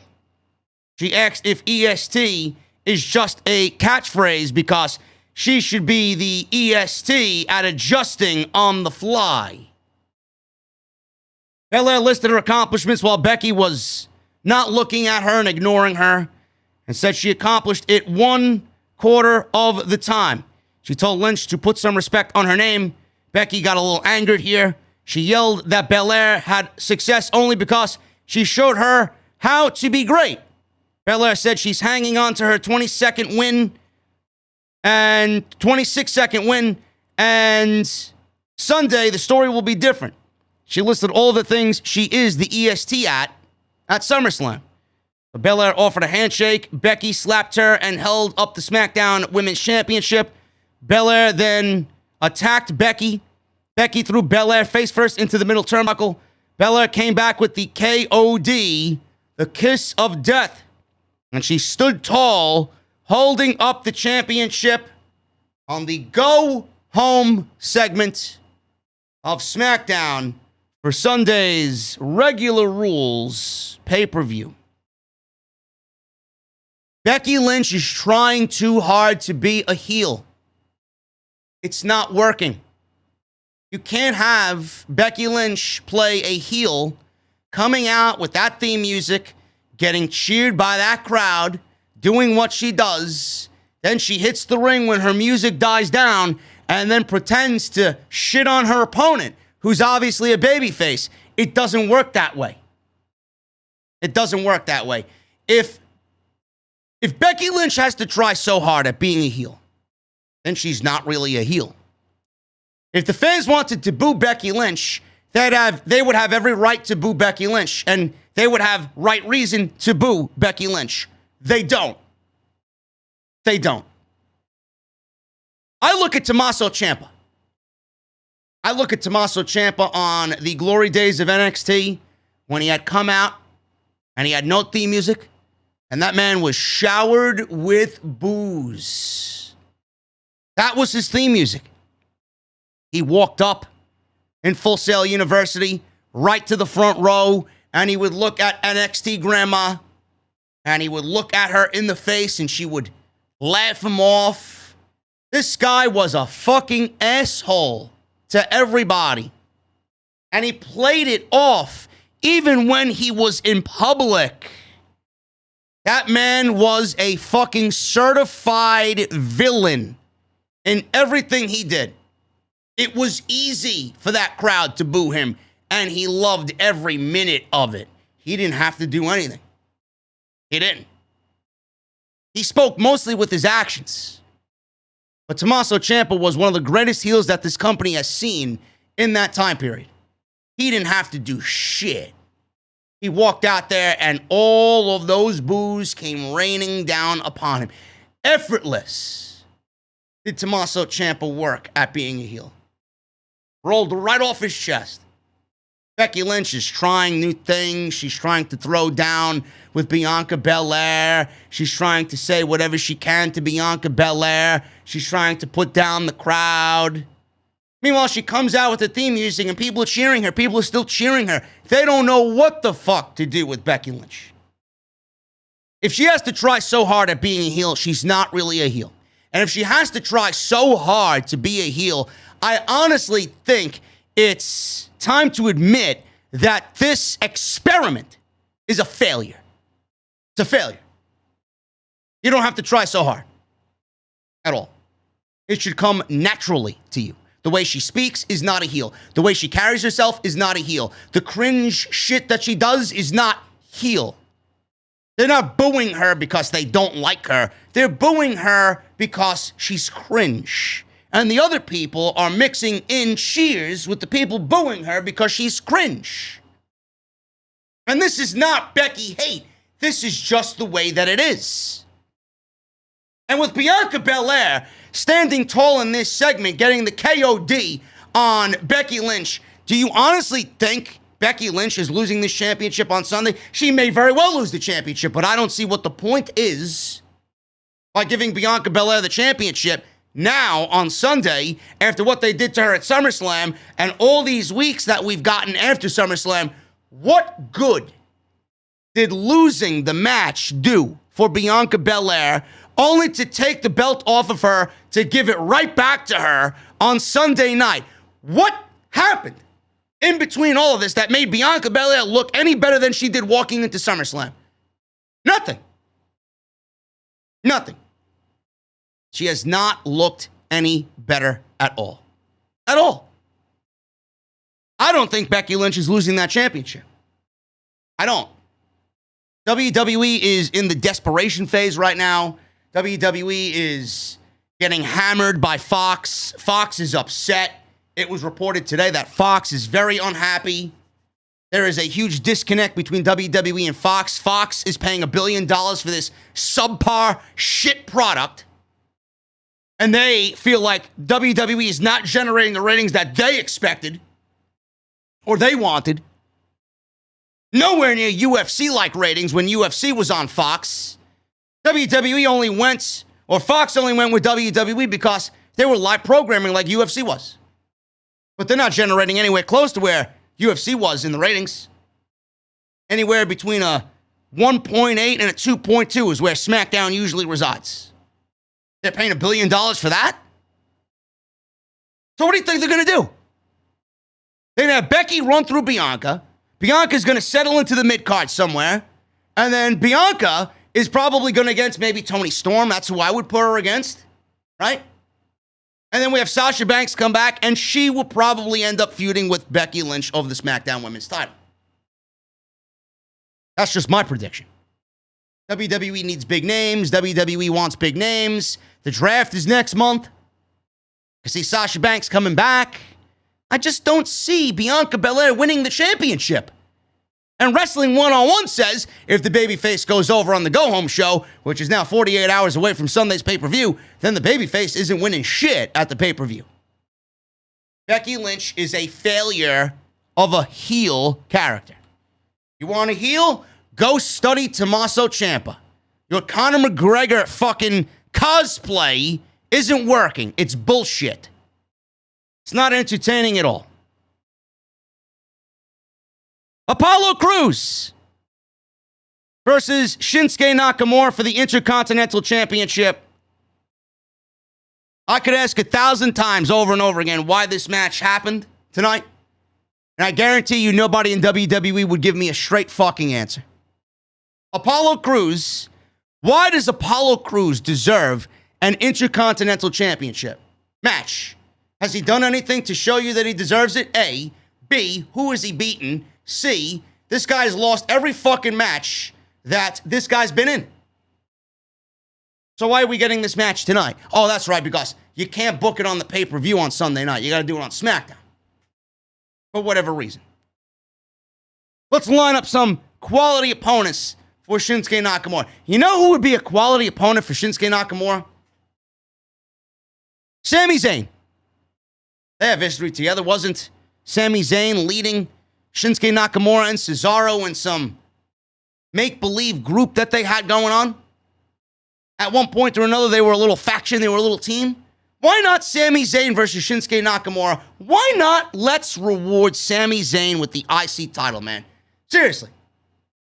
They don't do anything with the IC title. This is all fucking shit that I'm talking about. The title could go on to anybody, man. They're not doing anything with the IC title. Seriously. It's a waste of time. This match was fine. Cruz is too good to be treated the way he's been treated. Really. Shinsuke Nakamura hasn't really done much with the Intercontinental title. He's an entertaining aspect of the show because of Rick Boogs. I think Boogs is killing it. He's over. I like his shtick. But Shinsuke Nakamura beat Apollo Crews here as it should have been. 8 minutes, not much to it. Crews was still in control through a commercial break, beating on Nakamura. Boogs played Nakamura's theme song at ringside to get him back into the match and kind of hulk him up. Nakamura was apparently inspired by this melodious tone coming from Boogs' guitar. And he made a comeback. Crews took over again, scored a 2 count off of a modified Samoan drop that looked great. Nakamura came back with a kick and set up the Kinshasa. But Aziz, Commander Aziz, pulled Crews out of the ring. Nakamura kicked Aziz. Boogs came up from behind Aziz and overhead suplexed Aziz at ringside. Back in the ring, Nakamura countered Crews, scored a leverage pinfall. 1, 2, 3, and that is it. Again, I could ask why, and nobody knows. Matches are just made with no rhyme or reason. Losers get rewarded in WWE all the time. This is another one of those instances. Why this match needed to happen, I don't know. We've seen it 6 fucking times before tonight. I don't want to see it again. It's over. Move on. Caleb Braxton interviewed Montez Ford about the tag team match against the Usos on Sunday. Ford said he and his partner will regain the tag team titles at Extreme Regular Rules. Angelo Dawkins was not there tonight. I believe he was actually at a wedding tonight. So he was not able to attend SmackDown. He says he was called upon to witness some nuptials of a dear, sweet friend, but he will be there on Sunday night. He said Roman Reigns has been treating the Usos like bloodline bitches, is what he said. He says he wants the smoke tonight. So we quickly transition to Roman Reigns sitting in his mafia seat in his locker room with Paul Heyman sitting behind him, smiling, sucking up to him. Reigns sat there for a few seconds. What did he just say? Says Reigns. Heyman says he called your cousins, the Usos, bloodline bitches. Reigns says he wants a match with Ford tonight. Heyman began to explain why this may be a bad idea. He saw Reigns' reaction, froze, and then he said, yes, my tribal chief. Roman Reigns said, why are you still here? Yes, I'm sorry, my tribal chief. I will go talk to Adam Pearce and Sonya Deville immediately. That's exactly what he did. So he approached Adam Pearce and Sonya Deville backstage. Heyman welcomed them to the town of hardcore, Philadelphia. Heyman has a lot of history in Philadelphia. Heyman says he has a main event for them tonight, Roman Reigns versus Montez Ford. He gestured to the sky as if it was on a giant billboard. Montez Ford versus Roman Reigns for the main event of SmackDown. Pearce looked at Deville and then says, I think we can do that. Heyman says he knows they can. And then after the match, I want to talk to you about the draft, which is next week, by the way. WWE Draft is next week. It is upon us. It is already here. Will it make a difference for WWE television? Probably not. Probably not. So we go from that to Seth Rollins and Edge. We see highlights of what happened at Madison Square Garden. Backstage, we see a promo with Seth Rollins. Seth said it's been 7 days since he's paid an ultimatum at Edge's feet, and he's heard nothing. That's okay, though, because the sound of your silence is deafening. And it reveals all the truth I need. The truth is you're hurt, and you're hurt bad.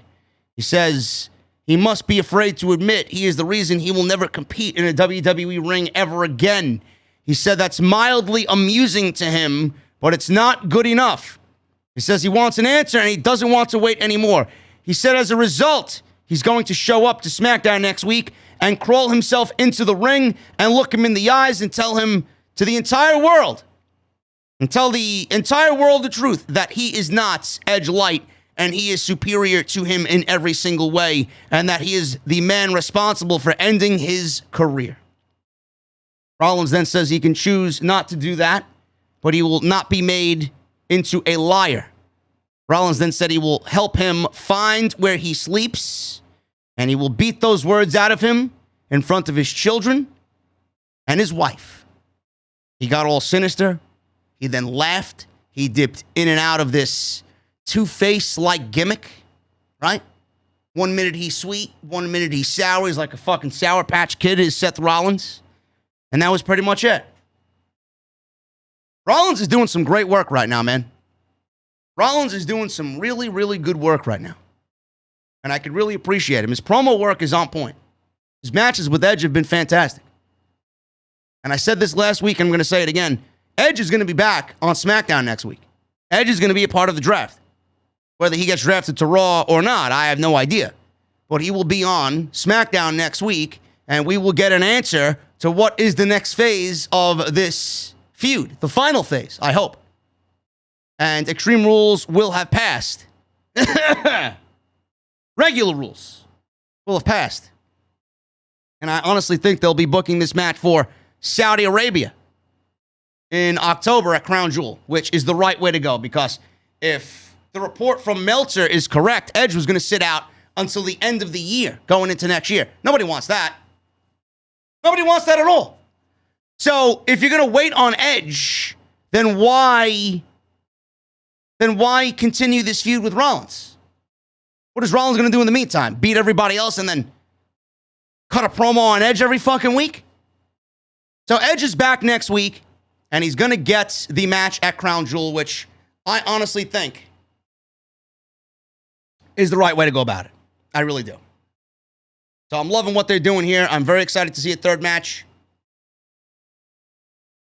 And it should be really fun. It should be really fun. Liv Morgan made her way to the ring, and she wrestled Zelina Vega.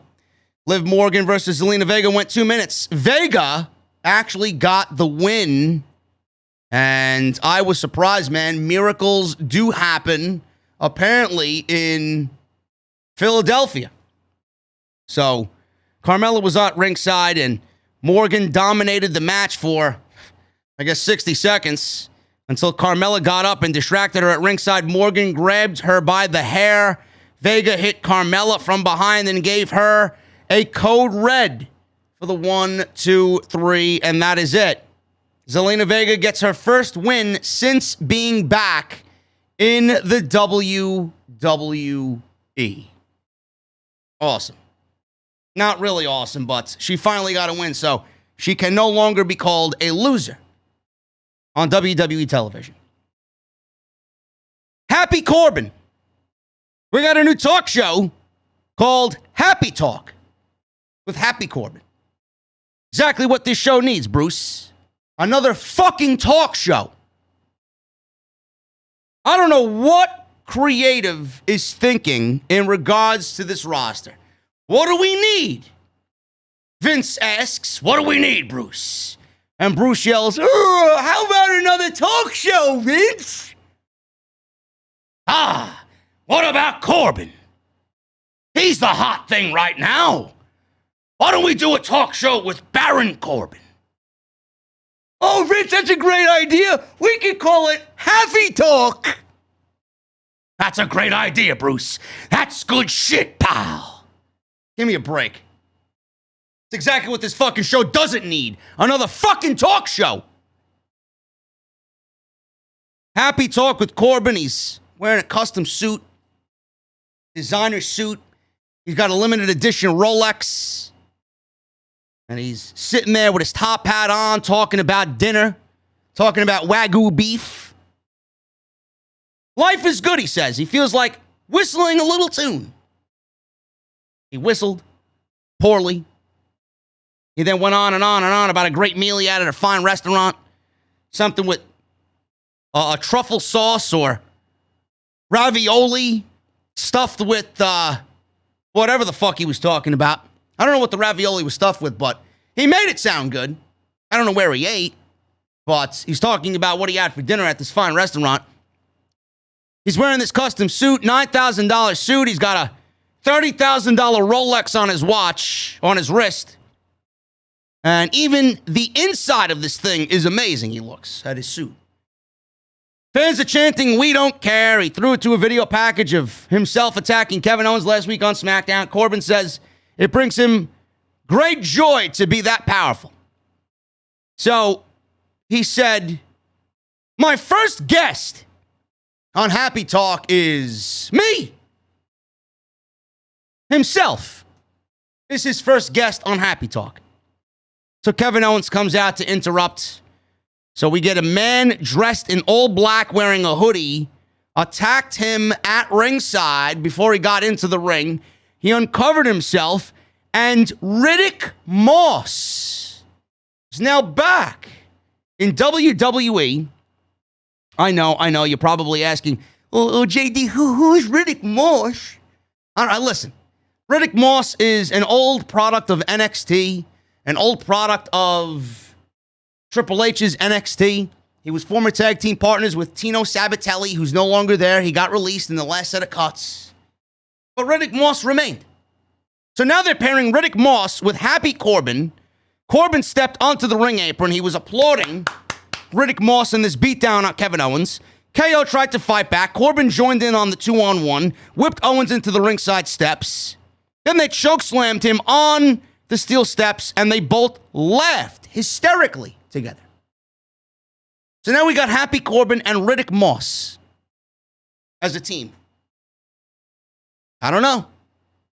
And SmackDown wonders why the ratings are fucking subpar on Friday night.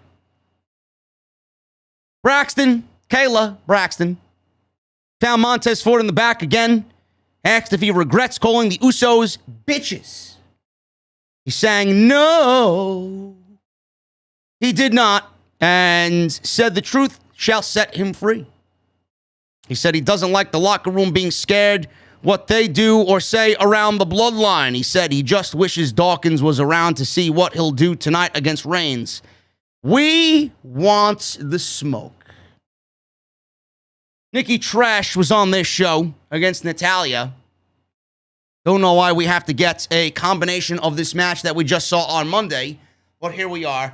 2 minutes, folks. 2 minutes. Nikki Trash and Natalya went 2 minutes. Nikki reversed a small package on Natalya for the win.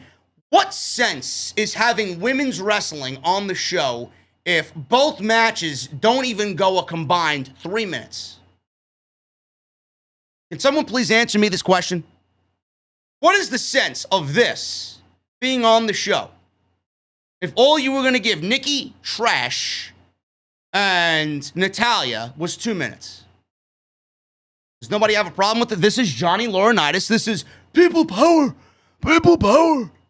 This is his version of women's wrestling. This is what Bruce Pritchard thinks of women's wrestling.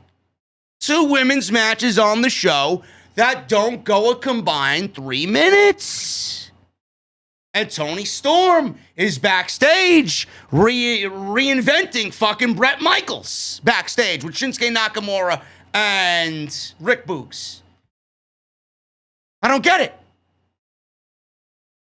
But people don't want the women's divisions to be merged and the draft to be over and the brand split to be over. You'd rather this shit, right?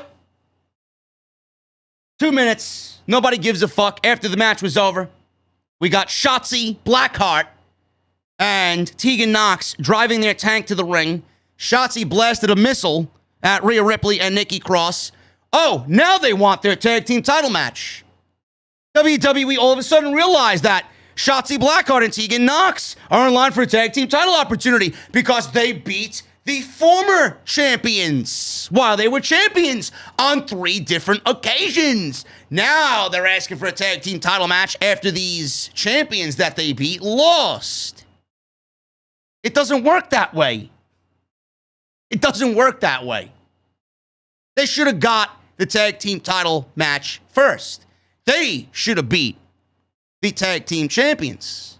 They should have went on a decent run with whatever fucking teams you got, which right now are 0. And you should have built them up against Rhea Ripley and Nikki Ash and have them be the challengers. That's the way it should have went.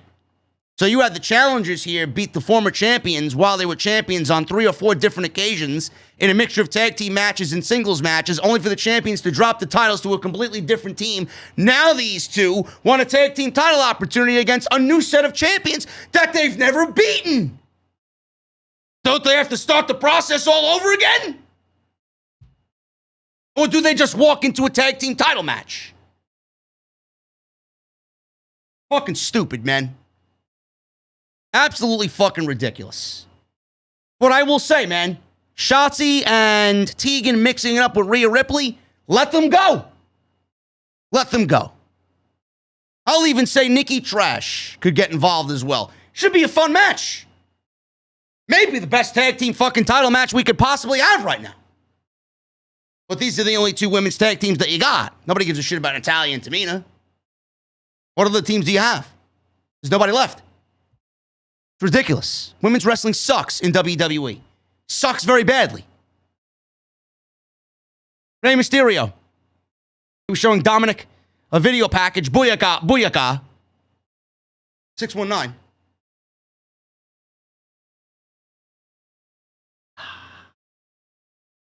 Booyaka, booyaka. Rey and Dominic Mysterio. Dominic told Rey that he is suffocating him. Suffocating him and nitpicking. And it's cost him matches against Sami Zayn. Said he would have defeated Sami Zayn the last 2 weeks if it weren't for him. Rey said he's going to step away now because it's clear Dominic is not thinking straight. Dominic then said, Dad, please don't go. Let's talk. In walked Sami Zayn and said Dominic has the tools to be as good as anybody. Sami says when they've been in the ring, he's noticed Dominic's gotten better and better each time.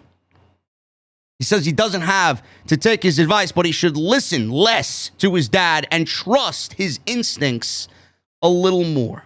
Dominic seems to have maybe said to himself, you know what? Sami Zayn is right. Sami Zayn is right. I may actually consider what this guy is saying. Naomi made her ring entrance. She made her way down to the ring, and she said she came to SmackDown to compete, not wrestle, because that's a forbidden word. Not wrestle, but compete. But Deville won't let her. She said she's been fined, disrespected, and ignored. She said she is demanding a match tonight. She asked who from backstage would like to feel the glow. Deville walked out and said, it's not happening. Sorry, honey. I make the matches around here, not you. So Naomi challenged her to a match. Deville says everyone knows she's gonna smack the glow off of her face. But she's not a competitor anymore. And she is a WWE official. And her boss, Naomi told, by the way, she says all this. She's gonna smack the glow off of Naomi's face. She's going to sit in a managerial role. She's not a competitor anymore. Did WWE ever mention any of this to any of us? Or why Sonya Deville just came back all of a sudden and was placed in a managerial role on these shows? I don't get it.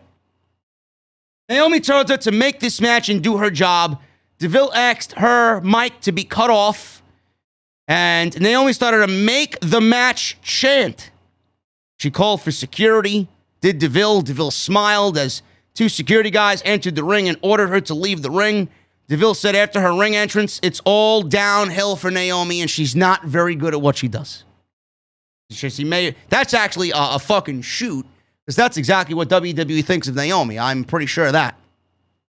She said she's been given a chance time and time again, and she always drops the ball. Deville said Naomi can TikTok dance her way to obscurity as she creates the future of SmackDown. Security escorted Naomi out of the building. Naomi was really good here. Deville did make a good point, and I like those little work/shoot comments where she said that after her ring entrance, it's all downhill for Naomi. I like those types of comments because they somewhat resonate with the audience. But I will say this, man. This is a very well executed storyline wherever they may be going. It's probably not going to happen anytime soon. We may actually get these two wrestling in Crown Jewel. I know WWE wants to do a Queen of the Ring. This may actually end up being the Queen of the Ring final. And if WWE is building this around the Queen of the Ring final, I would be all for that. Naomi versus Sonya Deville in a Queen of the Ring final would be fucking fantastic because it would give opportunity to Naomi that she hasn't really gotten in a long time. And Sonya Deville, it would give her an opportunity to get back into the swing of things. And if Sonya is on one side of the bracket and Naomi is on the other side and she's back, it could mean a really good final. And she'll do anything she can to not face Naomi in the final. I think this is a great way to go about it. Whoever's booking this stuff, whoever's writing this stuff and planning this out, they're doing a very admirable job. And I don't really say that a lot about anything besides Roman Reigns, who right now isn't really doing it for me either, just because of what they got him doing. They got him mixed in 4 different things at the same fucking time. But this is some really good stuff, and I hope that they do build a Queen of the Ring around these two, you know? Other than that, it's getting me excited for the match. Sonya Deville and Naomi, this little back and forth that they had, you know, she's on the same brand as her husband, who's in the bloodline. They were in the back doing nothing. I find it very hard to believe that the husband of Naomi is backstage and nobody came out to get in Sonya Deville's face and stick up for her on this show. That's the only part that I didn't like. Where's everybody else? Does Naomi have no friends? Does she not have a husband that fucking cares? I don't know. Roman Reigns versus Montez Ford. This was the main event of the show. Not bad at all. I did bring it up on social media that, and I love Montez Ford. I think he is a breakaway talent. I don't want to think about that right now because you all know what's going to happen to Angelo Dawkins when Montez Ford goes on and has a singles career. You know, Montez Ford, I could see him and Bianca Bel-Air really being a power couple on this show, man. Turn them heel, make them into a power couple. I think that would be great. I think they would really thrive in that role. Angelo Dawkins is probably going to be left out in the rain. He's going to be Janetti'd. And I don't think there's much future for him as a singles guy. I don't. As soon as the Street Profits are over, they're done. The team is done, and Angelo Dawkins is finished. We all know that he's going to be a breakout guy. I think it's a little bit too soon to be talking about that. Roman Reigns, on the other hand, he is the guy on this show. He is this just mega superstar that WWE is putting legitimately everything into. They're building everything around him. They're feeding him everybody. At the end of all of this, he'll have beaten everybody on the roster. I don't want it to get to a point where WWE is looking at Roman Reigns and he is overexposed. WWE did not need to have Roman Reigns wrestle tonight after he wrestled twice in 2 pay-per-view matches on Monday Night Raw. He did not need to wrestle tonight. Roman Reigns wrestling tonight opens up a slew of problems for WWE. You're running the risk of him being overexposed. And we don't want to overexpose Roman Reigns. Kenny Omega does not.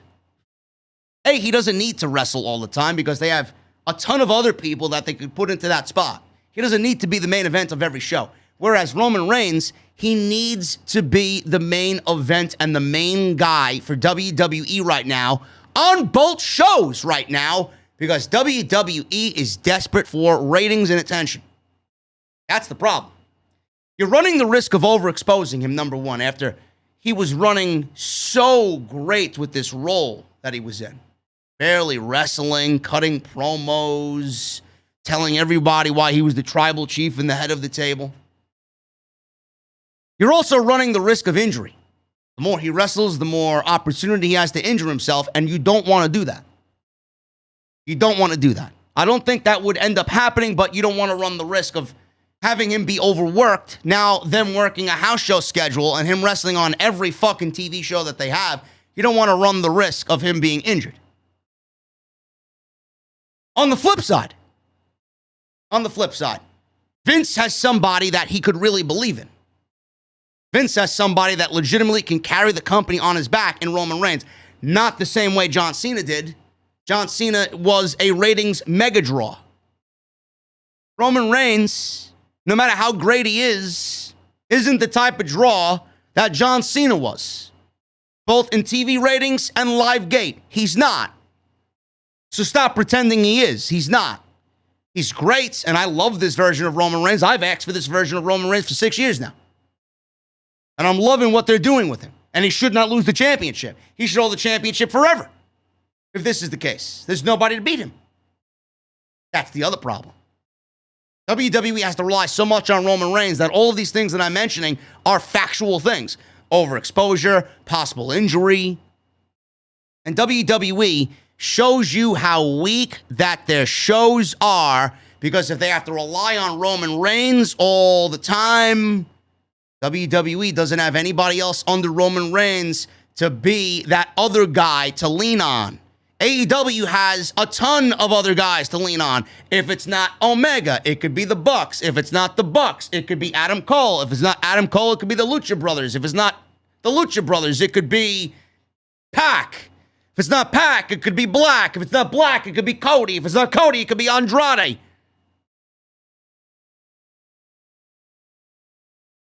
AEW has a good problem to have.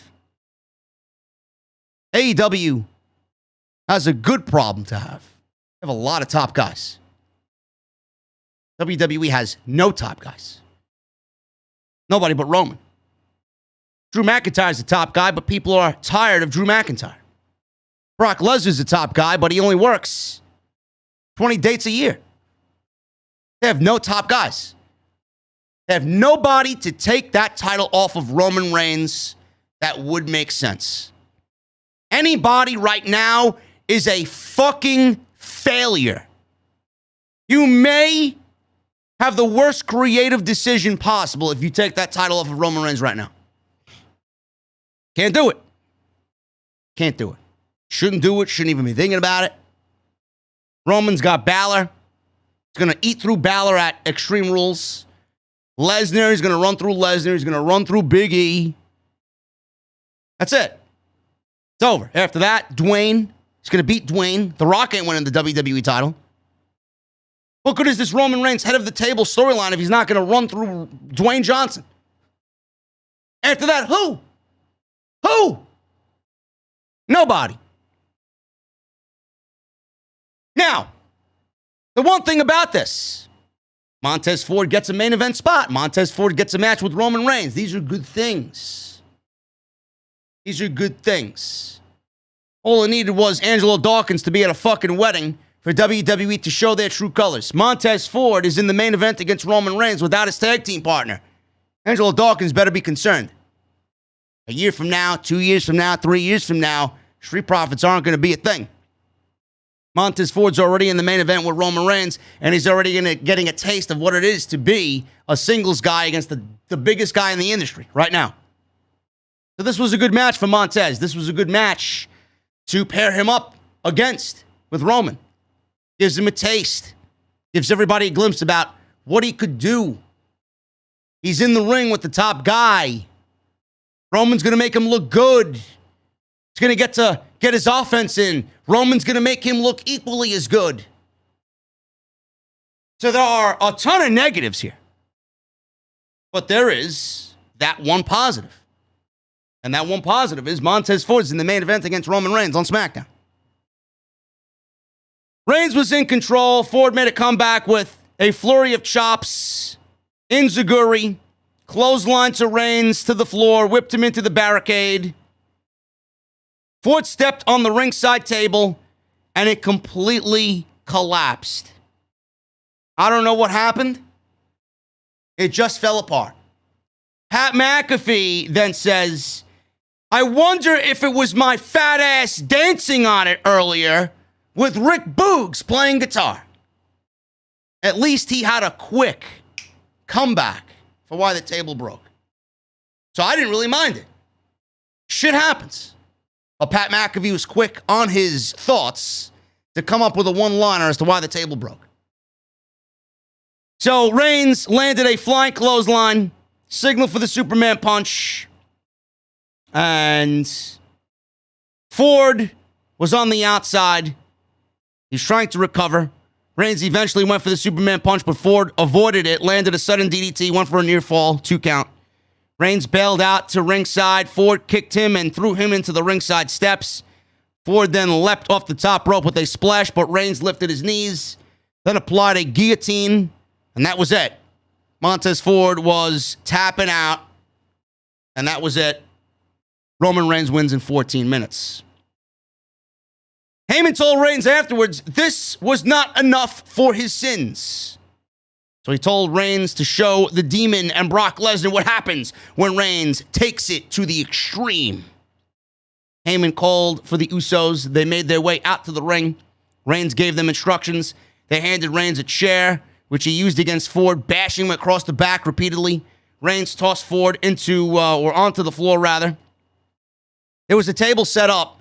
He picked up Montez Ford and slammed him through a folding table.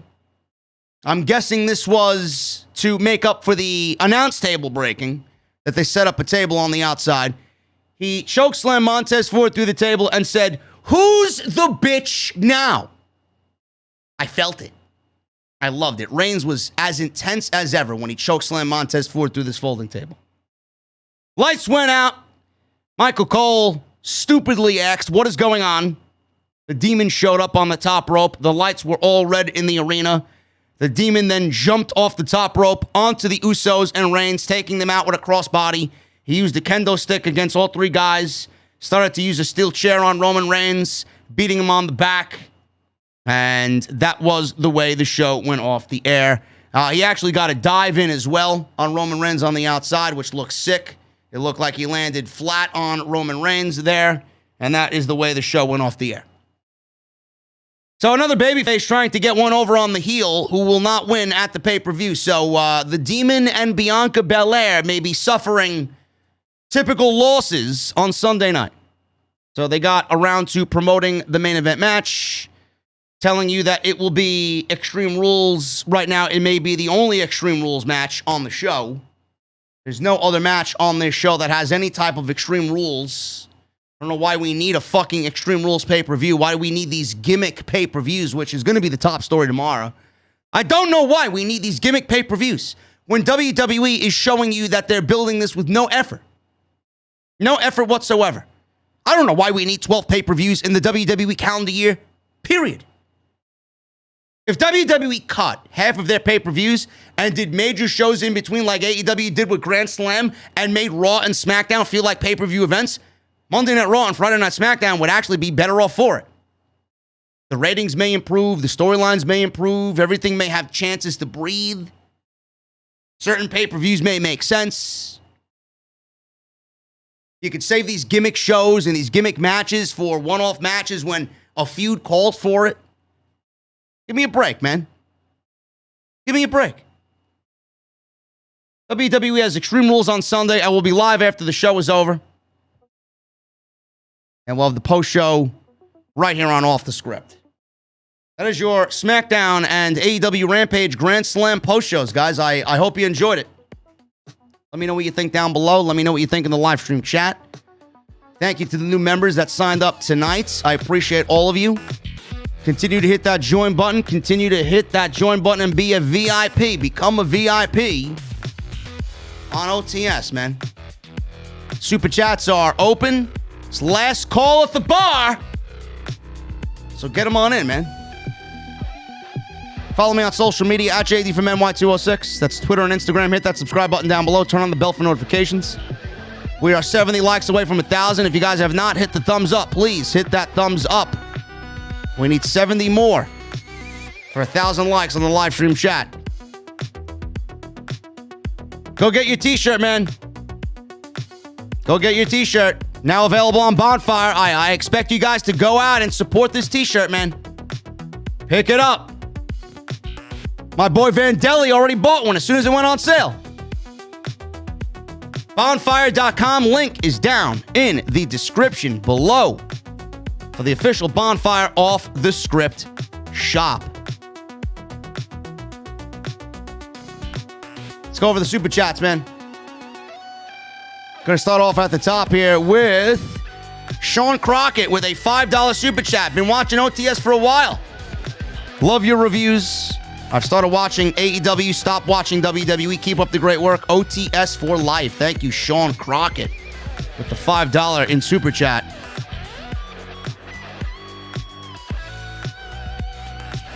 Tang484. I've been a fan since your rant on 2K17. Hope to see a Darby versus Black feud in the near future. Also, NBA Youngboy stands for Never Broke Again. That's great, man. He's never broke again because he sold his soul to the fucking Illuminati. That's why. So good for him. Metalhead for Life with a $4.99 super chat. He says, keep it up. Keep it up. Munchie Time with a $19.99 super chat. Leaving some support for the show since I got to get some sleep for work. You could tell the crowd was kind of exhausted from Dynamite earlier. But that was expected. Fun Rampage tonight. Cheers. OTS for life. Thank you, Munchie Time. Hopefully you got some sleep, and hopefully you are back in the venue in the morning watching the podcast after a nice night's sleep, bro. I appreciate you.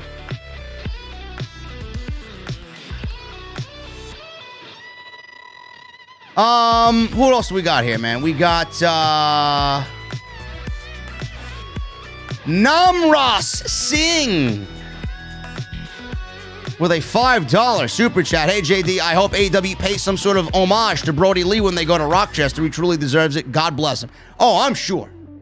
I'm sure that they will have something going on. Issa's in the chat. Shout out to Issa big time, man. We love Issa here. I need some sleep too, Issa. This is too late for me on a Friday night. I still got Off the Script to finish tomorrow or today. Paul Van Tassel. Thank you, Namras. I appreciate you, bro. Paul Van Tassel with a $5 super chat. My cat of 10 years passed away this morning. My cat's name was Kid, named after the car in Knight Rider. I'm sorry to hear that, Paul. Everybody throw up the prayer emojis for Paul Van Tassel and his fur baby passing away today at the age of 10 years old.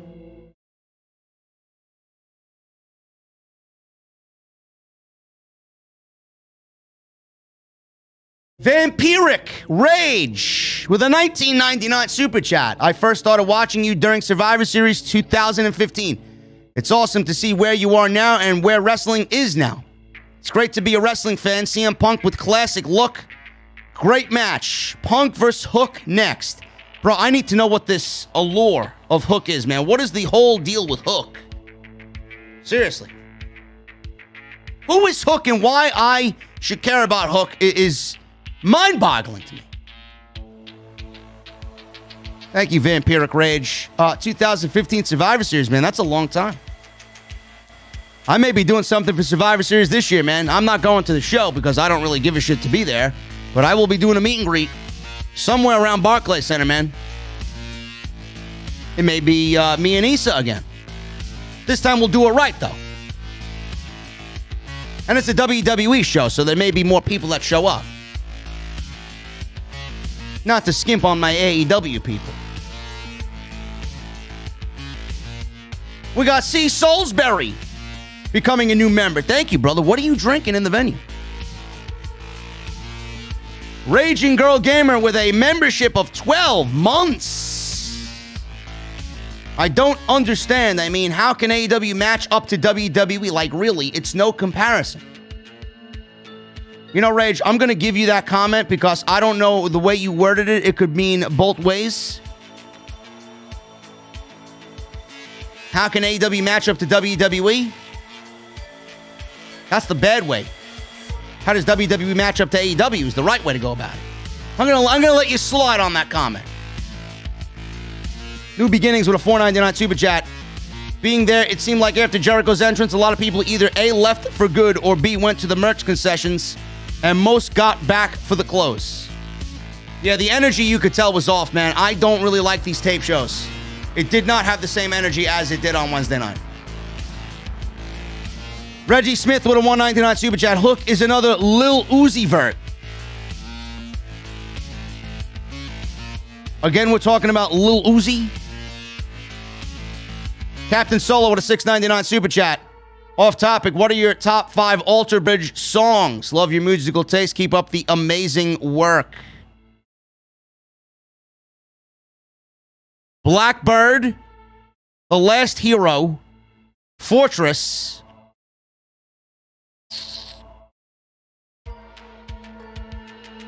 Achilles, Cry for Achilles, and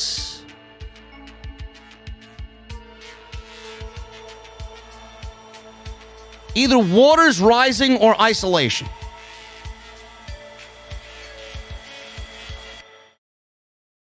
But the top 3 easily: Blackbird, Last Hero, and Fortress. I think Alter Bridge writes their best work when they do these 7-8 minute long epic songs. And by the way, Mark Tremonti's new album is out as of today. It is fucking great. And I actually want to go back and listen to it, man. I wish I could play it tonight. Otherwise, I get copyright striked. Mark Tremonti's new album, man. Marching in Time. Awesome, awesome stuff. Jake the Snake Roberts with a $2 Super Chat. I'm snorting coke. It's so good, I can't stop. Josh Allen 017 becomes a new member, and so does Giorgio Arcade becoming a new member. First-time members. Brothers, what are you drinking, man? Round is on me. Montreal Rather with a $5 Super Chat. Don't feel bad. I sometimes call him Daniel Bryan. Yeah, man, it's a fucking habit, man. I know I'm not the only one that gets stuck calling him Daniel Bryan. Don't feel bad. Sometimes I call him Daniel Bryan, so yeah, it's still an old habit calling him by his WWE name. Jedi Joker is a member for 5 months in the venue. Thank you, brother. Hey, Jay, the off-topic. I know you're a PlayStation and PC guy, but I was wondering if you're going to play, or are you getting Halo Infinite when it releases? I will be on Halo Infinite Jedi Joker. In fact, I'm staring at my PC right now. I should have had it set up already, but I've been lazy. I know the beta is out, and I was actually watching Dr. Disrespect today, and I love the way the beta looks, man. I can't wait to jump in.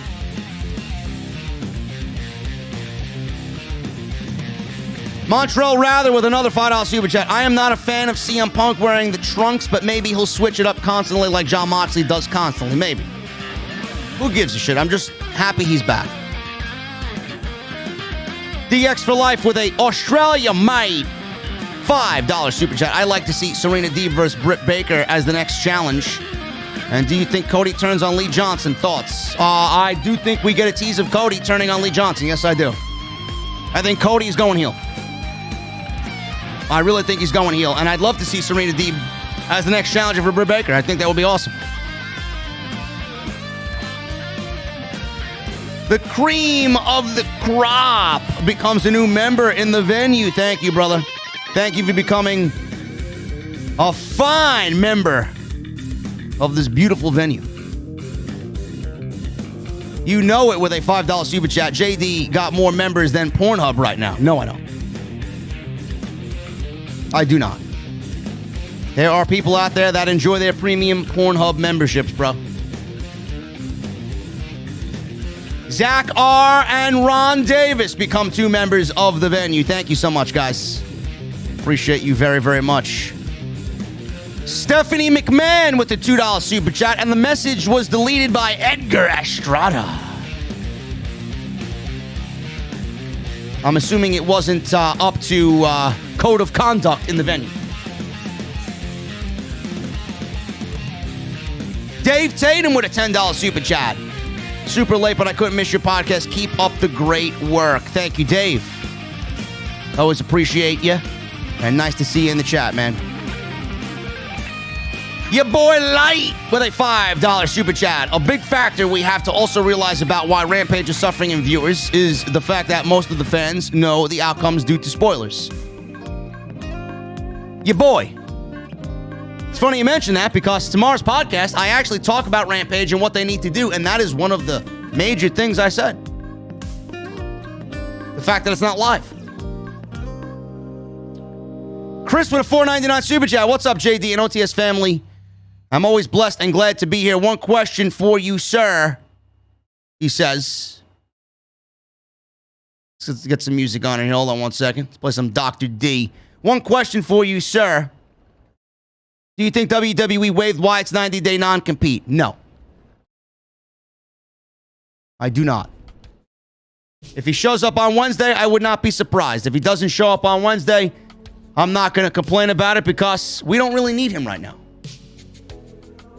We don't. LJ from BK is a member for 4 months straight. Thank you, brother. I'm still here in the ER waiting to get my bed for my gallbladder surgery. But with OTS by my side, I'm more than ready to conquer this. I got your message earlier. We wish you the best, brother. Everybody throw LJ some prayer emojis in the chat, man. He's going to get through this gallbladder surgery. He hasn't even been seen yet. He's waiting in the ER, man, but he's watching the fucking podcast, giving him strength, man. Everybody throw up those prayer emojis for LJ and a successful gallbladder surgery and a quick road to recovery. Aracia with a Canadian $5 super chat. Will CM Punk bring back best in the world? Who cares? He's back on AEW television. He's already with the best in the world. Ron Davis with a $10 super chat. JD, you're the absolute top of the IWC. Ron.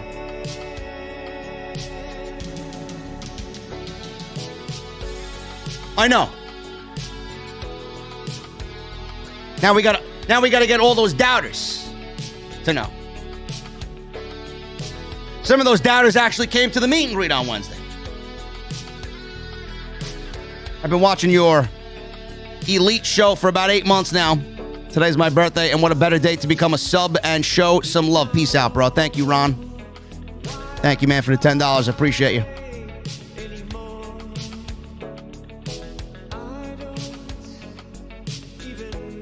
Johnny Georgia with a $2 super chat. I don't feel Starks adds much to commentary. No, he doesn't. I do not. I would actually remove him from commentary altogether and just keep it a two-man commentary team. Taz and Excalibur, or like I said, if I had any extra money in the budget, man, I'm going out to get Mora. Make that show his.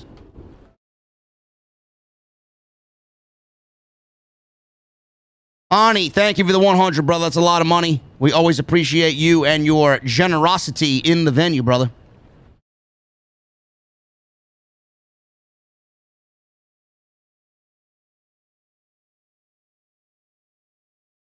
That's a nice-ass bar. Man cave behind JD. Yeah, if I told you how much it fucking cost, you'd be like, what? Thank you, Ani. Shy God 97 with a $4.99 super chat. Hey, JD, where's Brian Cage? Do you think WWE could be on the move to pursue him and put him on SmackDown to face Roman? Brian Cage is dealing with some minor injuries. He'll be back soon. Jedi Punk with a $5 super chat. Forget the ice cream bars. How about ice cream scented lotion? It puts the Von Wagner on the skin. Bro, I'm telling you right now, we're going to get Von Wagner over on Tuesday night. I may have to come up with a fucking Von Wagner skit on Tuesday. Clip the movie or get a Von Wagner fucking emote. I don't even know what the Von Wagner emote would be. Quentis Brown with a $5 super chat. What do you think is next for Malachi Black? I would like to see Black feud with Darby next. Jesse and I said that on Wednesday, man. Darby versus Malachi. Book it. Johnny Georgia with a $2 super chat. I'm looking for Crangis McBasketball. Good luck with that. Ace's Adventures A member for 2 months. What's up, brother? Proud to be a member. Best podcast in the IWC. Thanks so much from the bottom of my heart for giving me a great community to be a part of. Thank you, Aces. We do it right here, man. We do it right here. James with a $5 super chat. OTS, the t-shirt. OTS, the coloring book. OTS, the lunchbox. OTS, the breakfast cereal. OTS, the flamethrower. It's all about the merchandising, goons. Listen, bro, if I had an OTS flamethrower, you don't want to be near me, man. Scorpio with a $2 super chat. Jade Cargill is a fucking beast. Future champion. Yes, but not anytime soon. Man of 1,005 holds, $5 super chat. WWE needs to stop with these gimmick pay-per-views where either one of the matches are involved in the gimmick or the match doesn't call for said gimmick. I agree. It's going to be the discussion on tomorrow's show. Sean Swaby with a $5 super chat. Do you think WWE is going to give Roman Reigns a Bruno Sammartino title reign? They absolutely should. There is nobody to beat Roman. Nobody deserves to beat Roman. Bret the Hitman Hart with a $2 super chat. Vince is part of the Illuminati. He killed Owen.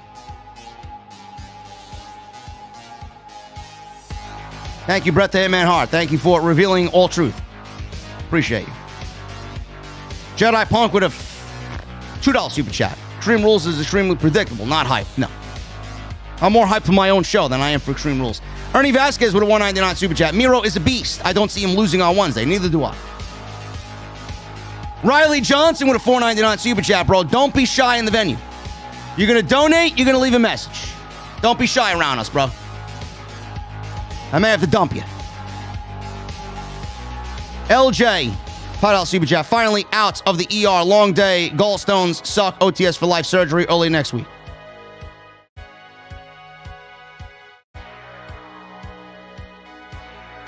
Hope all's well with that, brother. That sounds terrible.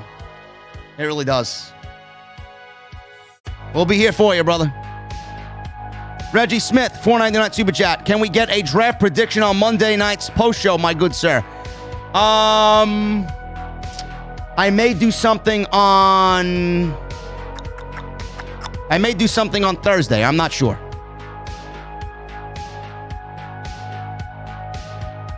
I'm not sure. We got a $2 super chat from the lotion in the baskets. I'm gonna turn heel on Von Wagner. He mistreats me. Help. And Riley Johnson with a $19.99 super chat.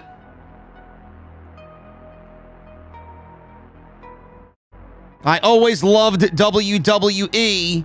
I grew up on it. But I gotta admit that AEW is the better company and has the best roster. I hope that they will get better eventually. All I ever want, bro, is WWE to get better and make some sense of everything. Everybody says, why does JD hate cover the product? Why is JD a hater? Why does he suck Tony Khan's cock? Why is JD on Tony Khan's payroll? AEW shill. Why don't you give, I got a comment today, why don't you give Tony Khan a rim job, a hand job, any type of job? I can't like pro wrestling, guys. You want a great way to weed out the fucking geeks on social media that cause cancer to Twitter? Want a good way to clear out the platform of just degenerates? Comment on Tony Khan's tweets, man, and say something positive. You'll get a bunch of people coming out of the woodworks. The block button will definitely get used, I'll tell you that. Bret the Hitman Hart with a $2 super chat. Jerry Hogan should have put me over in 1993. I absolutely agree. The 1993 King of the Ring should have been Bret the Hitman Hart versus Hulk Hogan.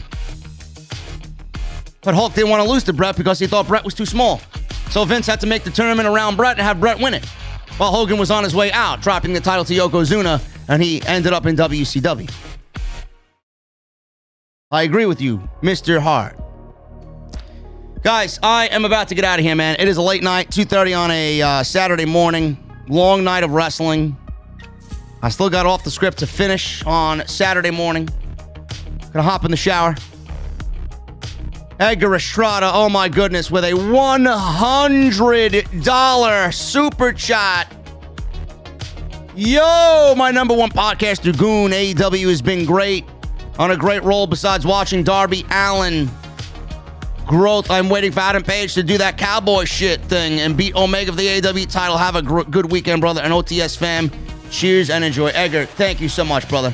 With a late bomb in the chat from Edgar Estrada. Thank you, brother. Hopefully you have a good weekend, too. Guys, go get that t-shirt, man. Go and pick up the t-shirt. Your boy Light with $5. Malachi shouldn't lose anytime soon. Make him more of a damn monster. I want to see it. I want to see it. So do I. Go get that t-shirt, guys. Go get the t-shirt. It is live right now on Bonfire. Hit that thumbs up. Hit that subscribe button. And follow me on Twitter at JD from NY206. That's Twitter and Instagram. Guys, I'm getting out of here. I'm getting into the Mustang. I'm hitting the highway. I need two things from you guys right now. Number one, I need those guitar emojis. And if you got them, those Mustang emojis. And number two, I need that music on max. I'll see you guys tomorrow for episode 392 of the podcast. And Sunday for Regular Rules live in the venue on OTS. I'll see you guys later.